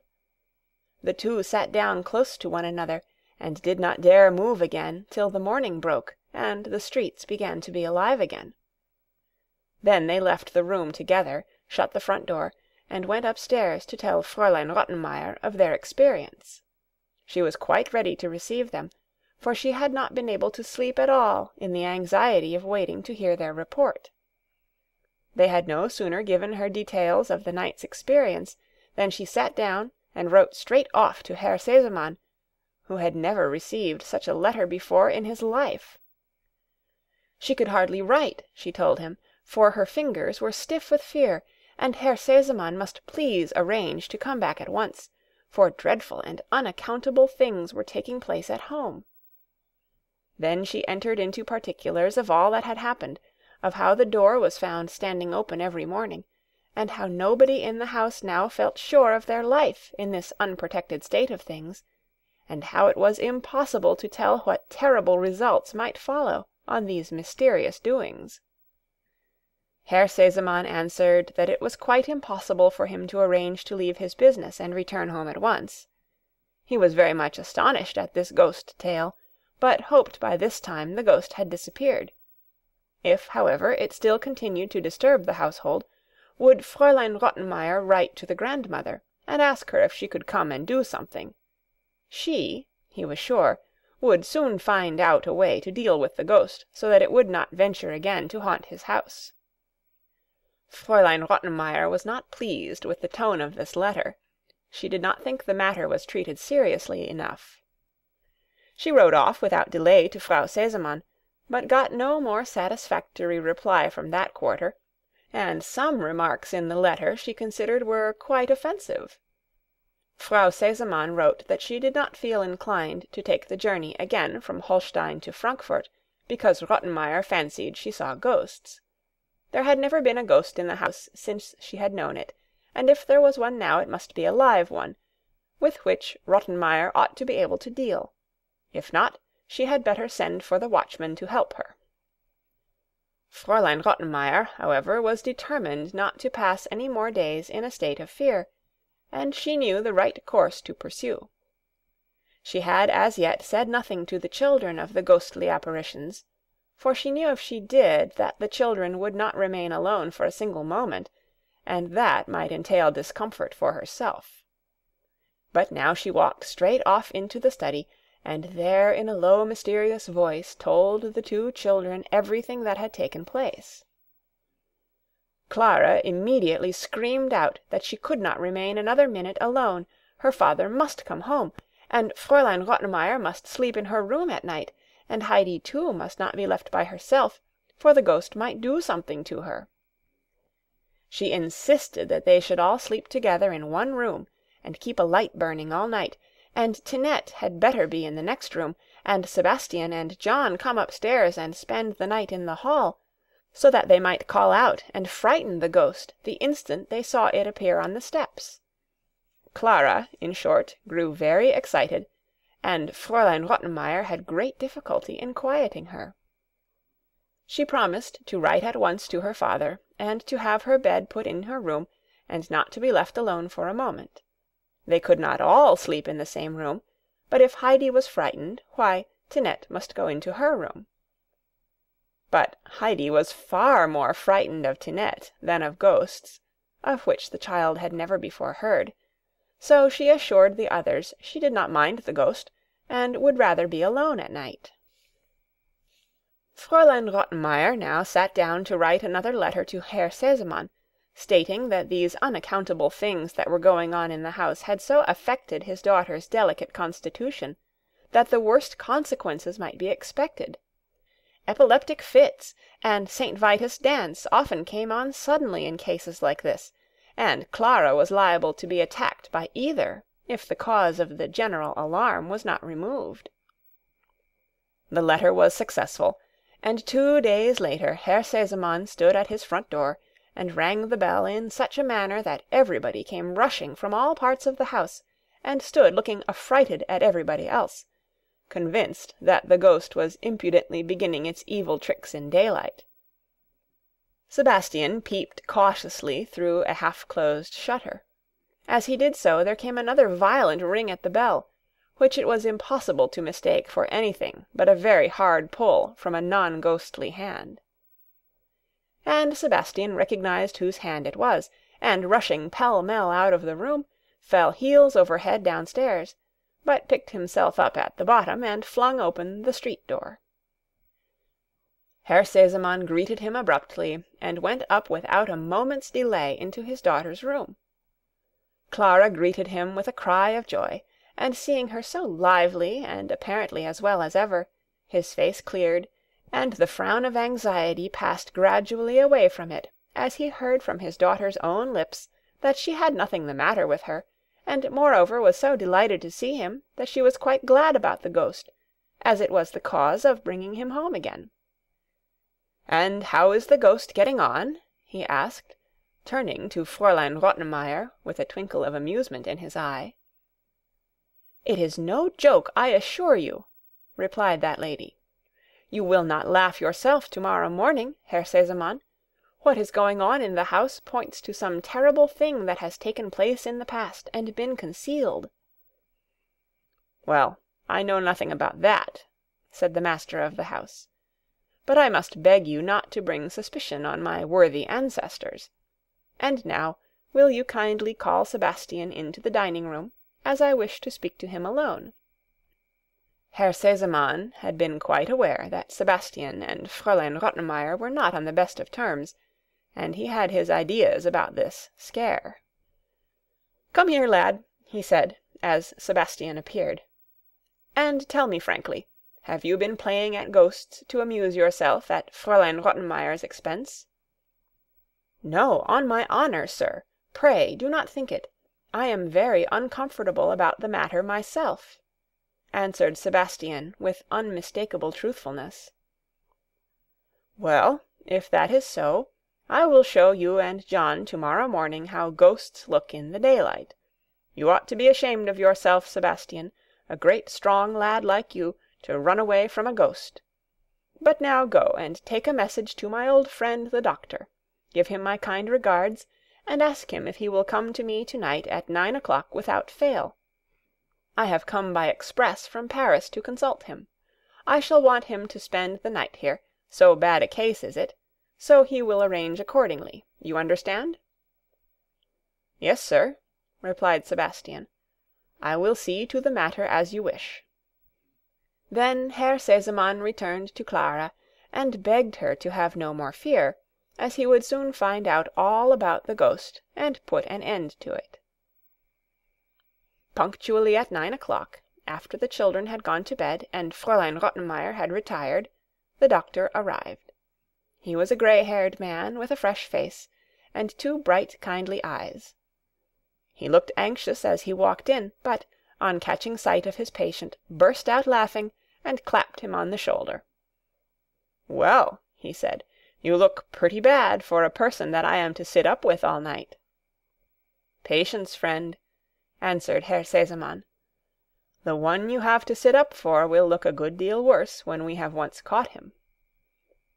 "So there is a sick person in the house, and one that has first to be caught?"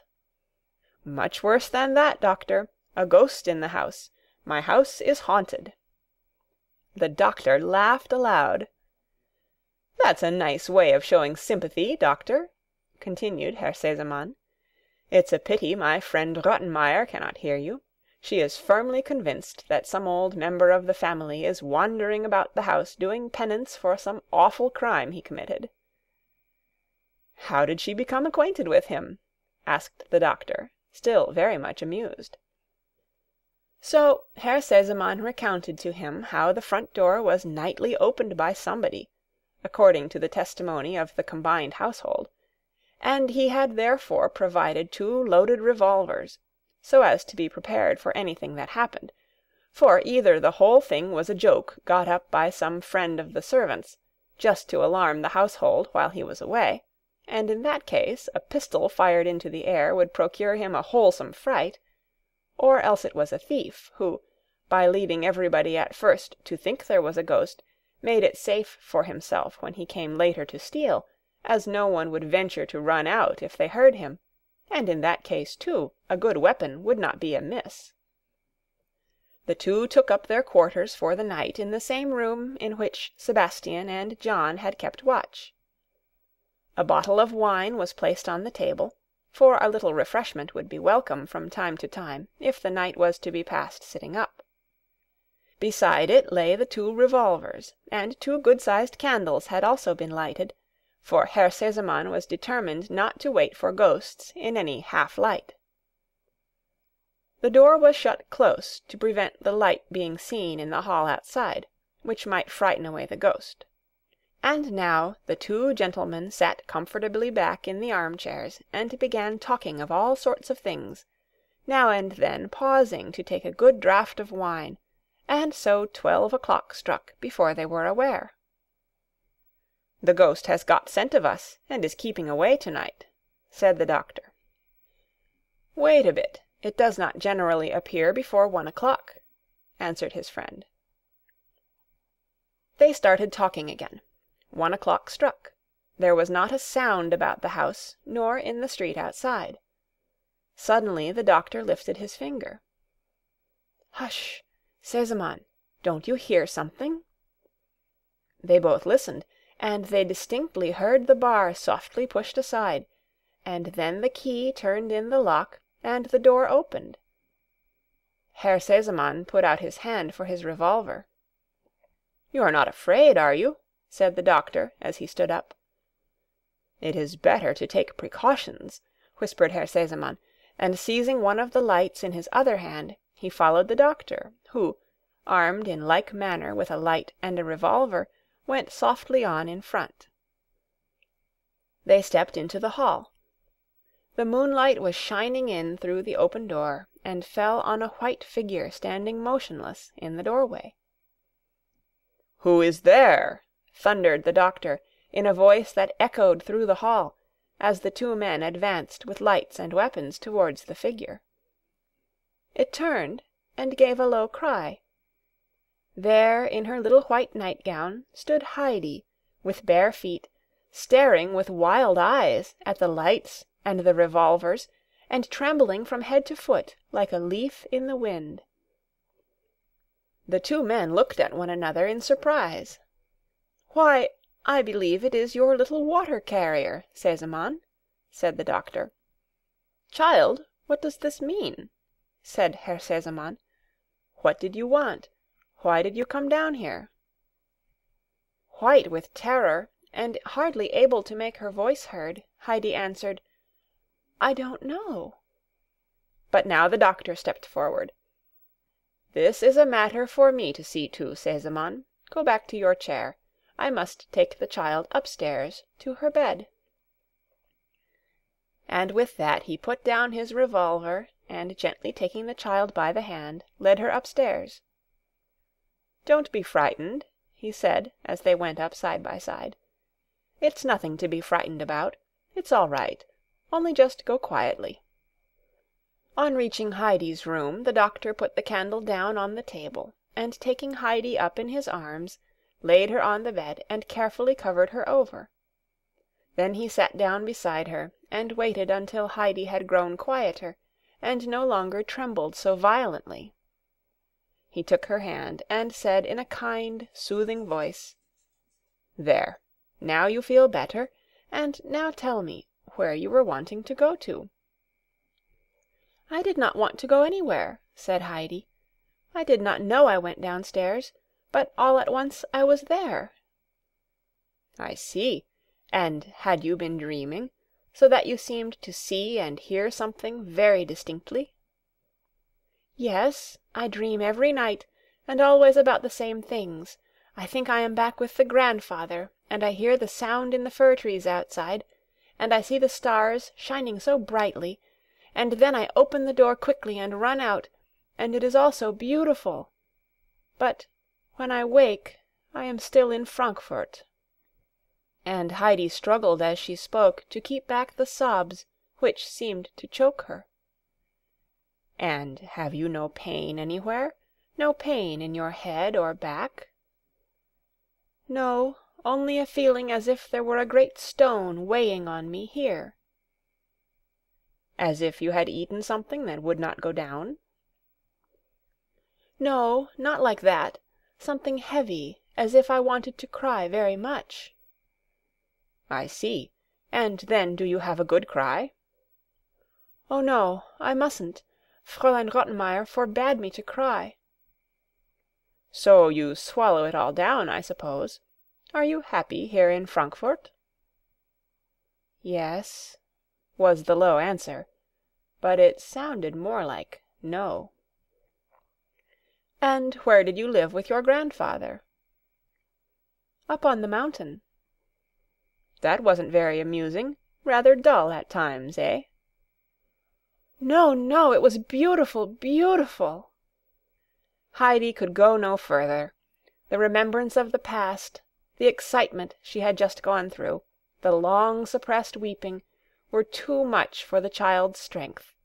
The tears began to fall fast, and she broke into violent weeping. The doctor stood up, and laid her head kindly down on the pillow. "There, there. Go on crying. It will do you good. And then go to sleep. It will be all right tomorrow." Then he left the room and went downstairs to Herr Sesamon.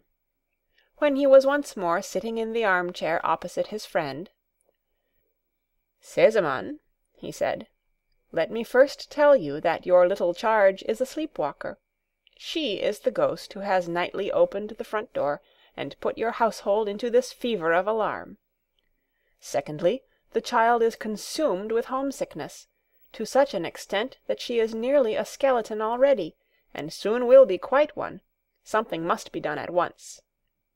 For the first trouble, due to her overexcited nerves, there is but one remedy, to send her back to her native mountain air.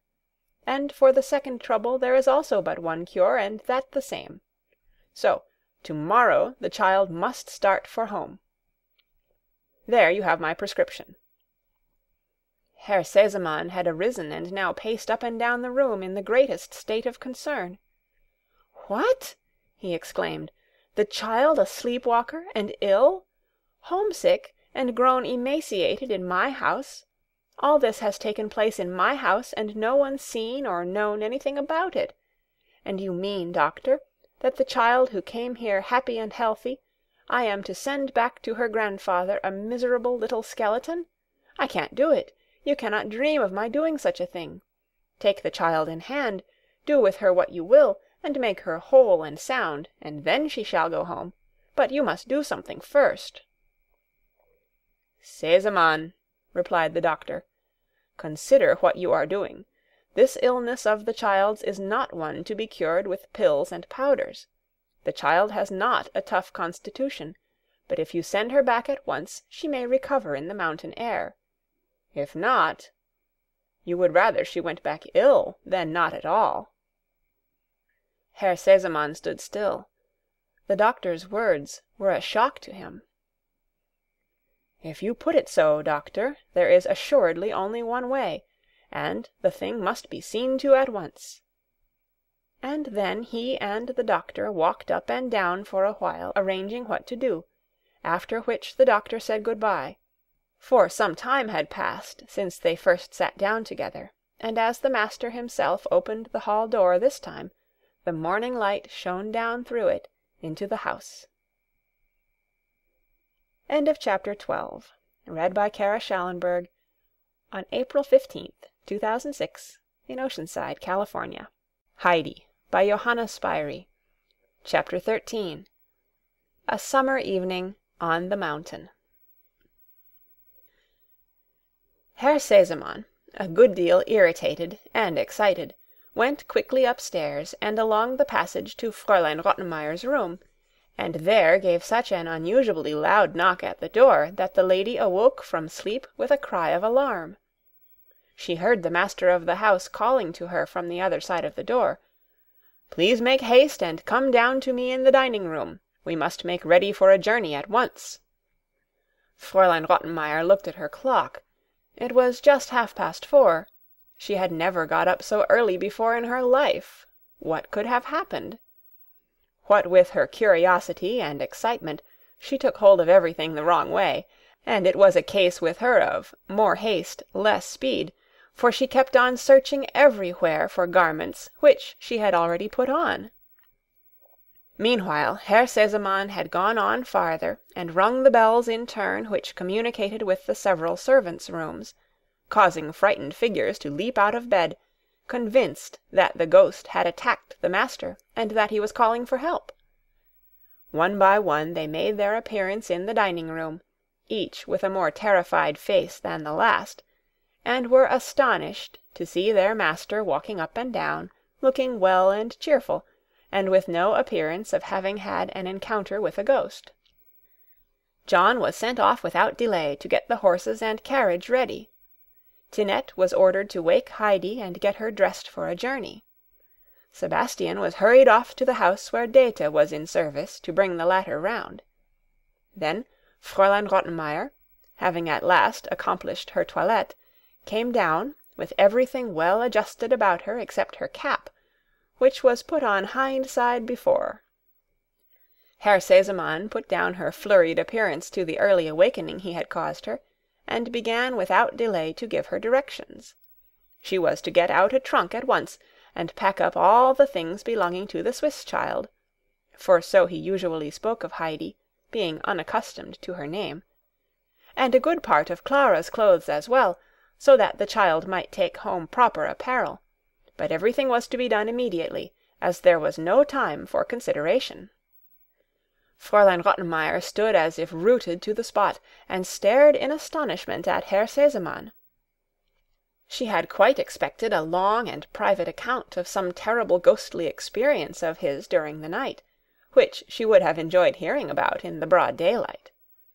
Instead of this there were these prosaic and troublesome directions, which were so unexpected that she took some time to get over her surprise and disappointment, and continued standing awaiting further explanation.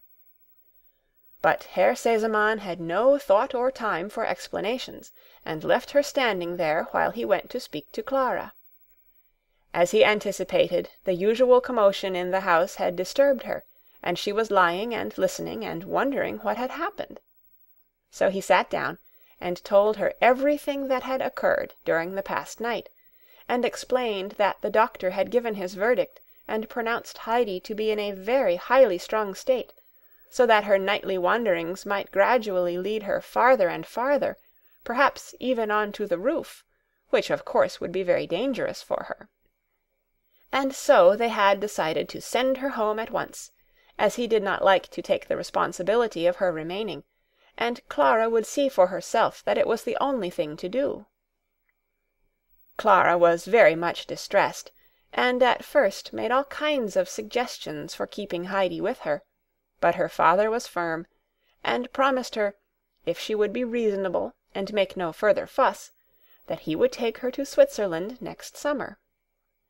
So Clara gave in to the inevitable, only stipulating that the box might be brought into her room to be packed, so that she might add whatever she liked, and her father was only too pleased to let her provide a nice outfit for the child. Meanwhile, Dete had arrived, and was waiting in the hall, wondering what extraordinary event had come to pass for her to be sent for at such an unusual hour. Herr Sesemann informed her of the state Heidi was in, and that he wished her that very day to take her home. Dete was greatly disappointed, for she had not expected such a piece of news. She remembered uncle's last words, that he never wished to set eyes on her again, and it seemed to her that to take back the child to him, after having left it with him once and then taken it away again, was not a safe or wise thing for her to do. So she excused herself to Herr Sesemann with her usual flow of words. To-day and to-morrow it would be quite impossible for her to take the journey, and there was so much to do that she doubted if she could get off on any of the following days. Herr Sesemann understood that she was unwilling to go at all, and so dismissed her. Then he sent for Sebastian, and told him to make ready to start. He was to travel with the child as far as Basel that day, and the next day take her home. He would give him a letter to carry to the grandfather, which would explain everything, and he himself could come back by return. "But there is one thing in particular which I wish you to look after," said Herr Sesemann in conclusion, "and be sure you attend to what I say. I know the people of this hotel in Basel, the name of which I give you on this card. They will see to providing rooms for the child and you. When there, go at once into the child's room, and see that the windows are all firmly fastened, so that they cannot be easily opened. After the child is in bed, lock the door of her room on the outside, for the child walks in her sleep, and might run into danger in a strange house if she went wandering downstairs and tried to open the front door. So you understand?" "Oh, then that was it!" exclaimed Sebastian, for now a light was thrown on the ghostly visitations. "Yes, that was it, and you are a coward, and you may tell John he is the same, and the whole household a pack of idiots." And with this, Herr Sesemann went off to his study to write a letter to Alm Uncle. Sebastian remained standing, feeling rather foolish. "If only I had not let that fool of a John drag me back into the room, and had gone after the little white figure, which I should do certainly if I saw it now," he kept on saying to himself. But just now every corner of the room was clearly visible in the daylight.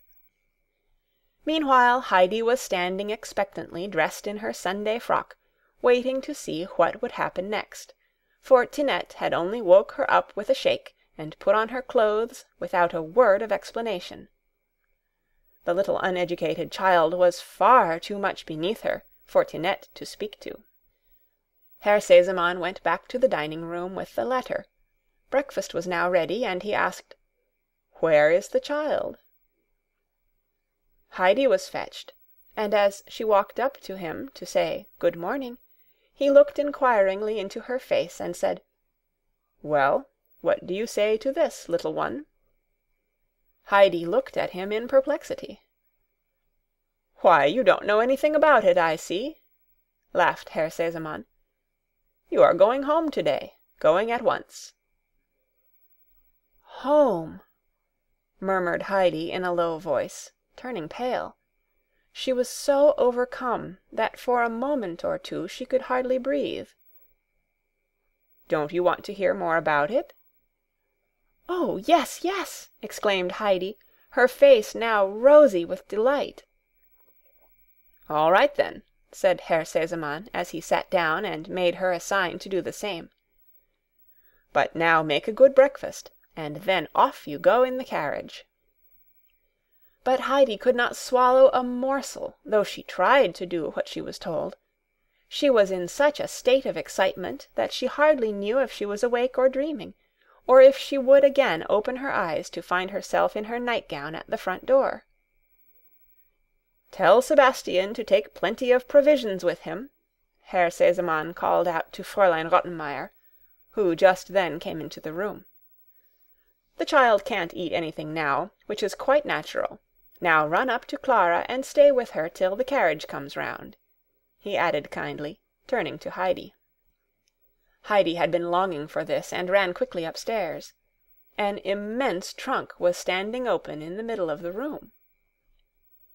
"Come along, Heidi," cried Clara as she entered. "See all the things I have had put in for you. Aren't you pleased?" And she ran over a list of things, dresses and aprons and handkerchiefs, and all kinds of working materials. "And look here," she added, as she triumphantly held up a basket.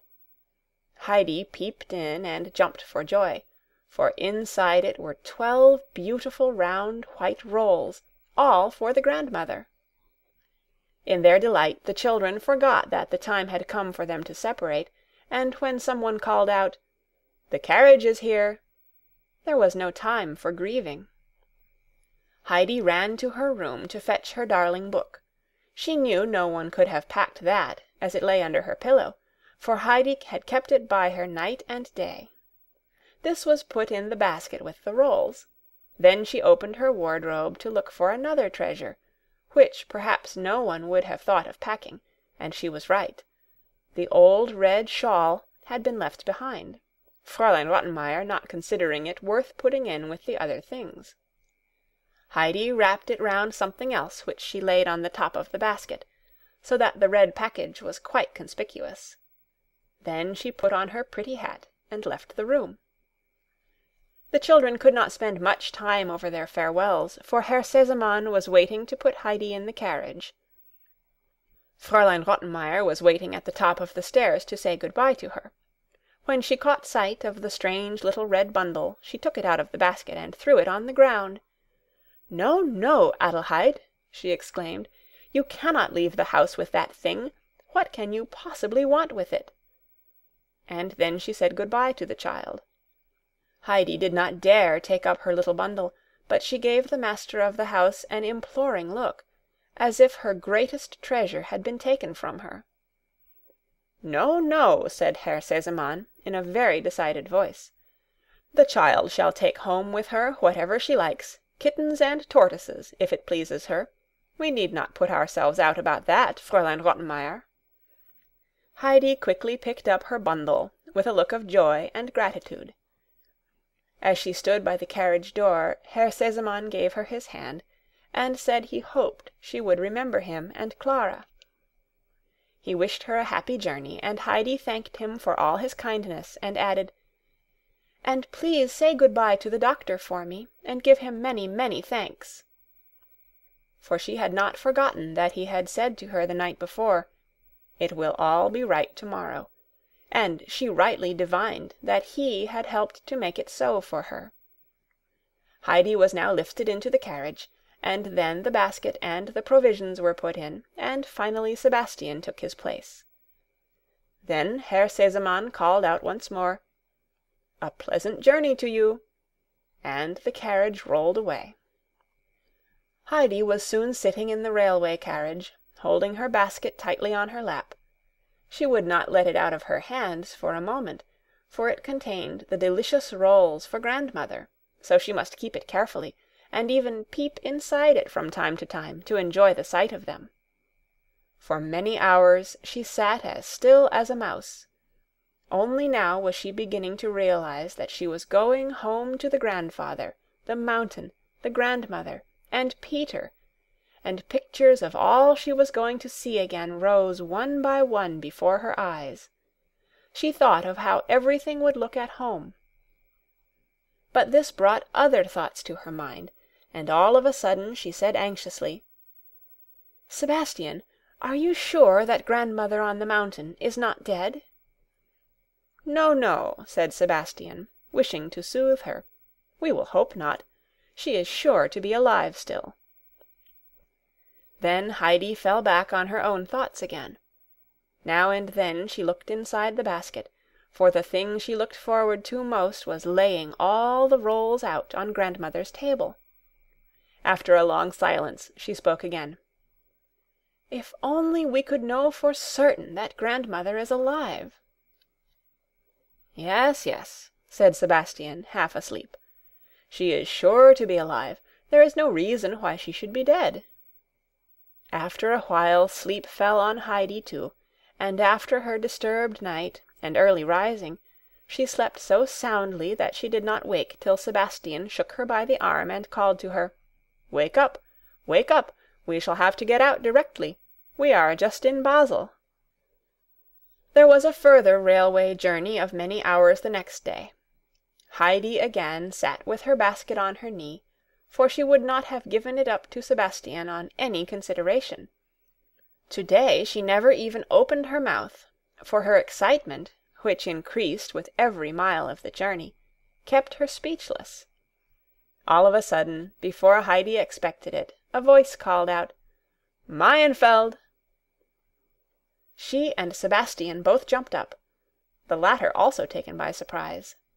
In another minute they were both standing on the platform with Heidi's trunk, and the train was steaming away down the valley. Sebastian looked after it regretfully, for he preferred the easier mode of travelling to a wearisome climb on foot, especially as there was danger, no doubt, as well as fatigue in a country like this, where, according to Sebastian's idea, everything and everybody were half savage. He therefore looked cautiously to either side to see who was a likely person to ask the safest way to Dorfli. Just outside the station he saw a shabby-looking little cart and horse, which a broad-shouldered man was loading with heavy sacks that had been brought by the train, so he went up to him and asked which was the safest way to get to Dorfli. "All the roads about here are safe," was the curt reply. So Sebastian altered his question and asked which was the best way to avoid falling over the precipice, and also how a box could be conveyed to Dorfli. The man looked at the box, weighing it with his eye, and then volunteered, if it was not too heavy, to take it on his own cart, as he was driving to Dorfli. After some little interchange of words, it was finally agreed that the man should take both the child and the box to Dorfli, and there find someone who could be sent on with Heidi up the mountain. "I can go by myself. I know the way well from Dorfli," put in Heidi, who had been listening attentively to the conversation. Sebastian was greatly relieved at not having to do any mountain climbing. He drew Heidi aside and gave her a thick rolled parcel and a letter for her grandfather. The parcel, he told her, was a present from Herr Sesemann, and she must put it at the bottom of her basket under the rolls, and be very careful not to lose it, as Herr Sesemann would be very vexed if she did, and never be the same to her again, so little miss was to think well of what he said. "I shall be sure not to lose it," said Heidi confidently, and she at once put the roll and the letter at the bottom of her basket. The trunk meanwhile had been hoisted into the cart, and now Sebastian lifted Heidi and her basket onto the high seat, and shook hands with her. Then he made signs to her to keep her eye on the basket, for the driver was standing near, and Sebastian thought it better to be careful, especially as he knew that he ought himself to have seen the child safely to her journey's end. The driver now swung himself up beside Heidi, and the cart rolled away in the direction of the mountains, while Sebastian, glad of having no tiring and dangerous journey on foot before him, sat down in the station and awaited the return train. The driver of the cart was the miller at Dorfli, and was taking home his sacks of flour. He had never seen Heidi, but like everybody in Dorfli knew all about her. He had known her parents, and felt sure at once that this was the child of whom he had heard so much.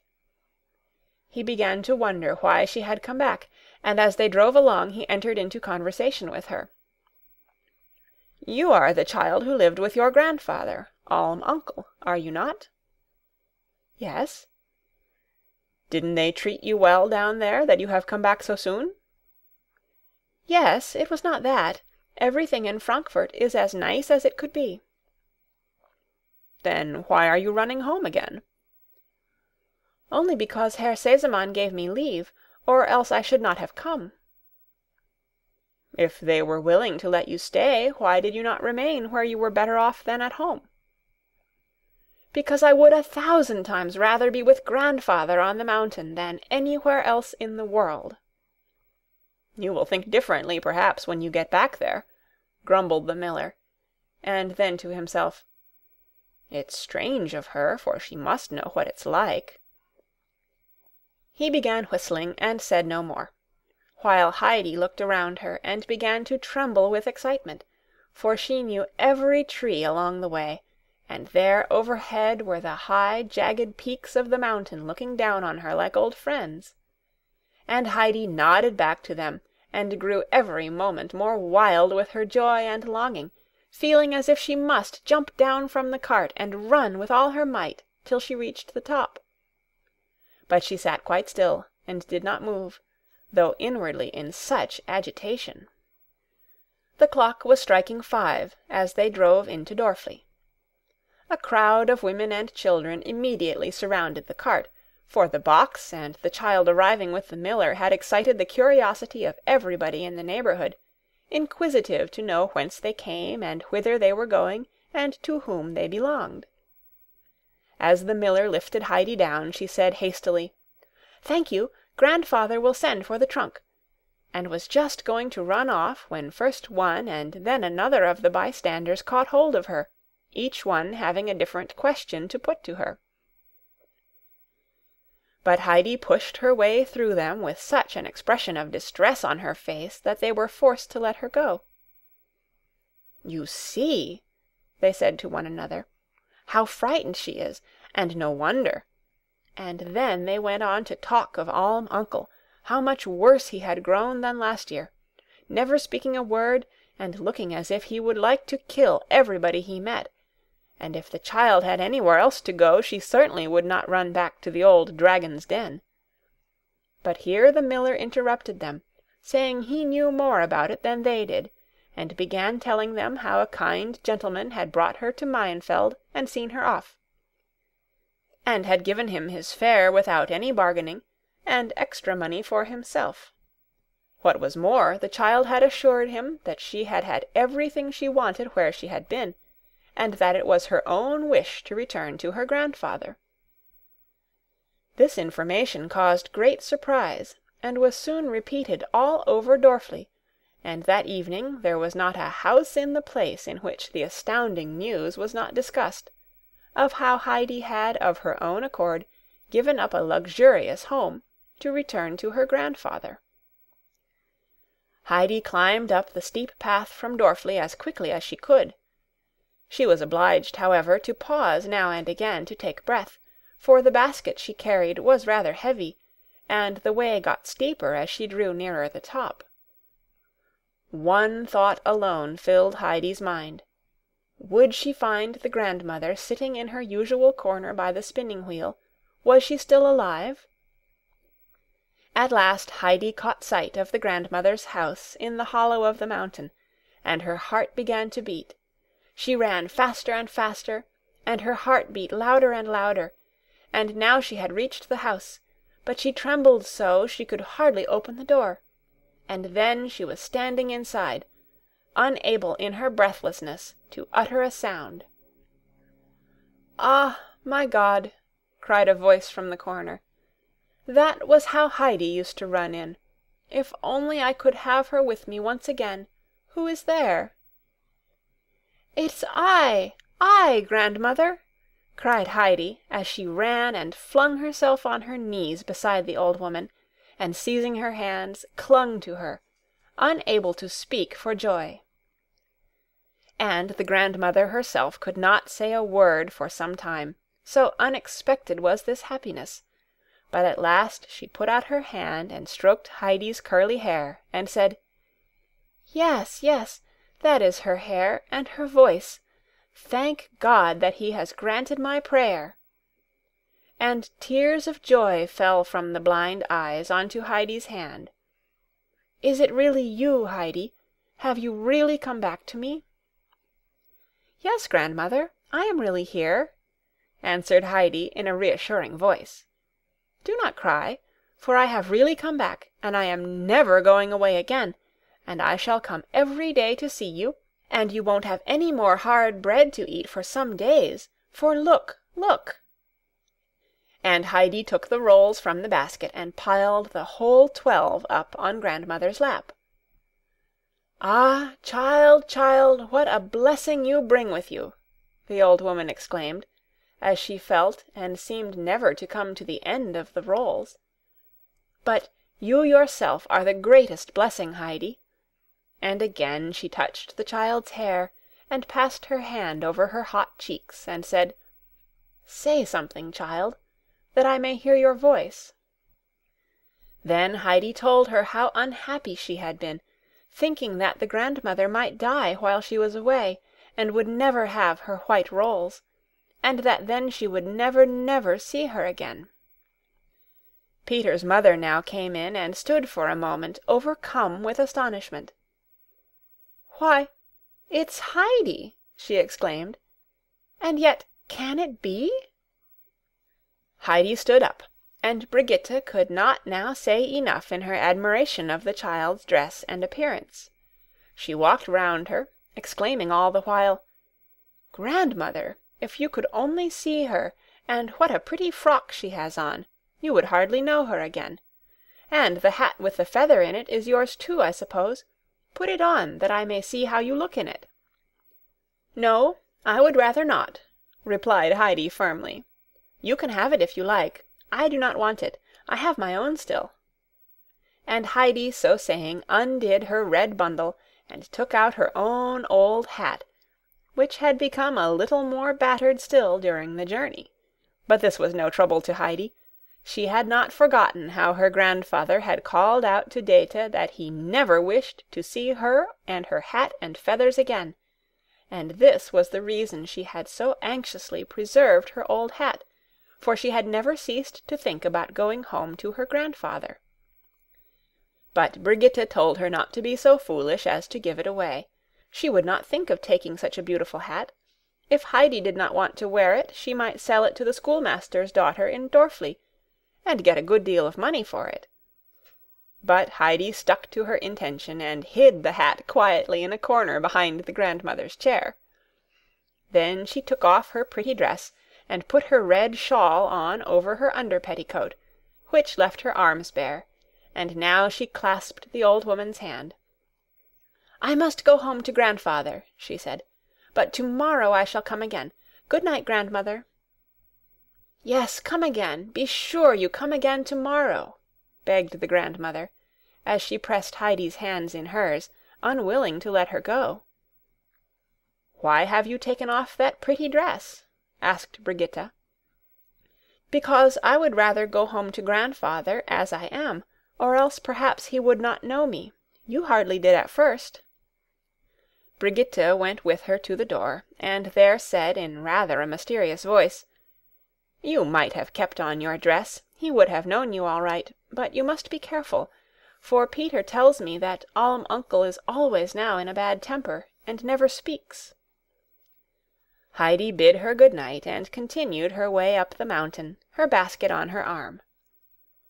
All around her the steep green slopes shone bright in the evening sun, and soon the great gleaming snow-field up above came in sight. Heidi was obliged to keep on pausing to look behind her, for the higher peaks were behind her as she climbed.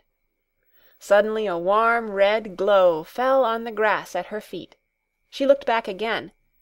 She had not remembered how splendid it was, nor seen anything to compare to it in her dreams, for there the two high mountain peaks rose into the air like two great flames.